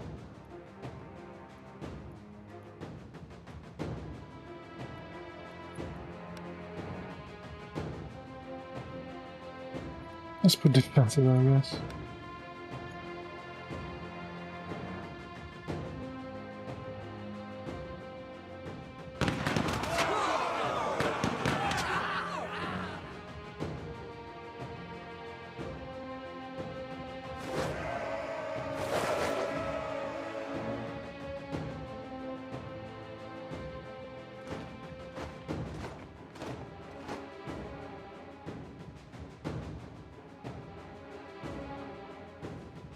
We had faith that the reinforcements were rushing to help us, but we knew they would be too late.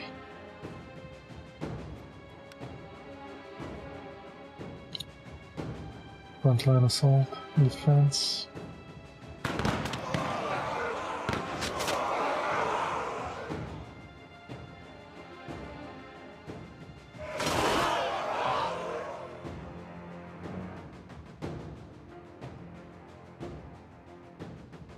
The bayonet went right through me. I was bleeding out. My friends were being felled by bullets one after the other.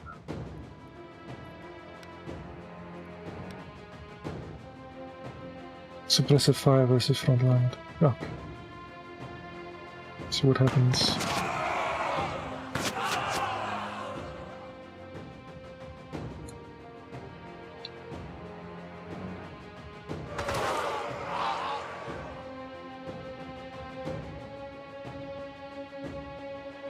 I guess we can only defend with these dudes.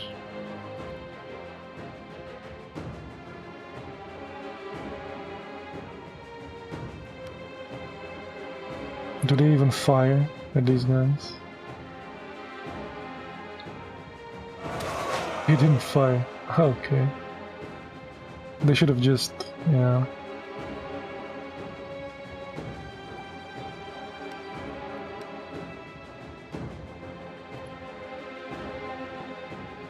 I didn't know they wouldn't fire. They wouldn't fire at neutral either. But we need a volley thing. Okay. Your brother pulled me along the dead and dragged me from the battlefield. The moment we reached the trees, a stray bullet caught him in the back.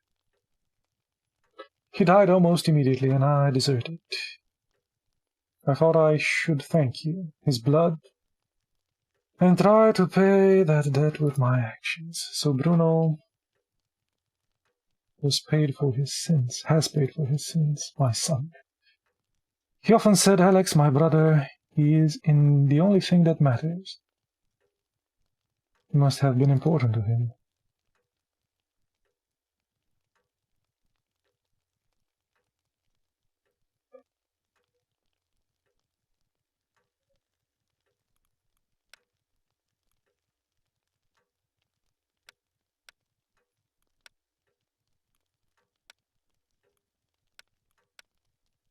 Anything for Mother? So there isn't a single one that helps Mother? She doesn't hate this one. Fine.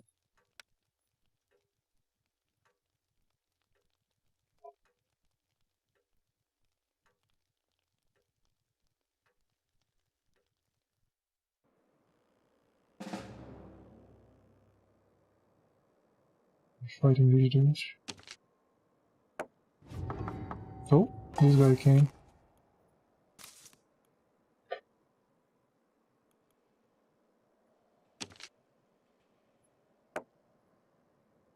It's time to move.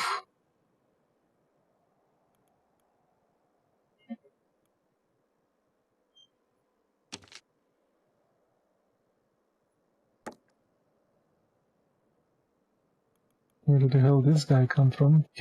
No clue.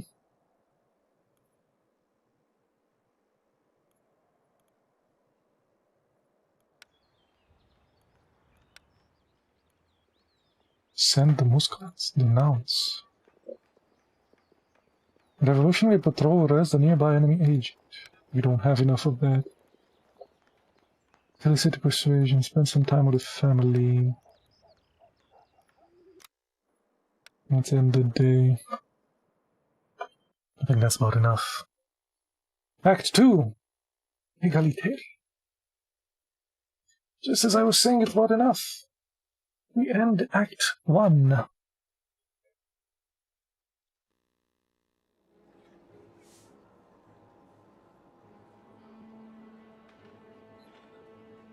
It was interesting. Time to go though. Go eat something. Have an awesome day ahead.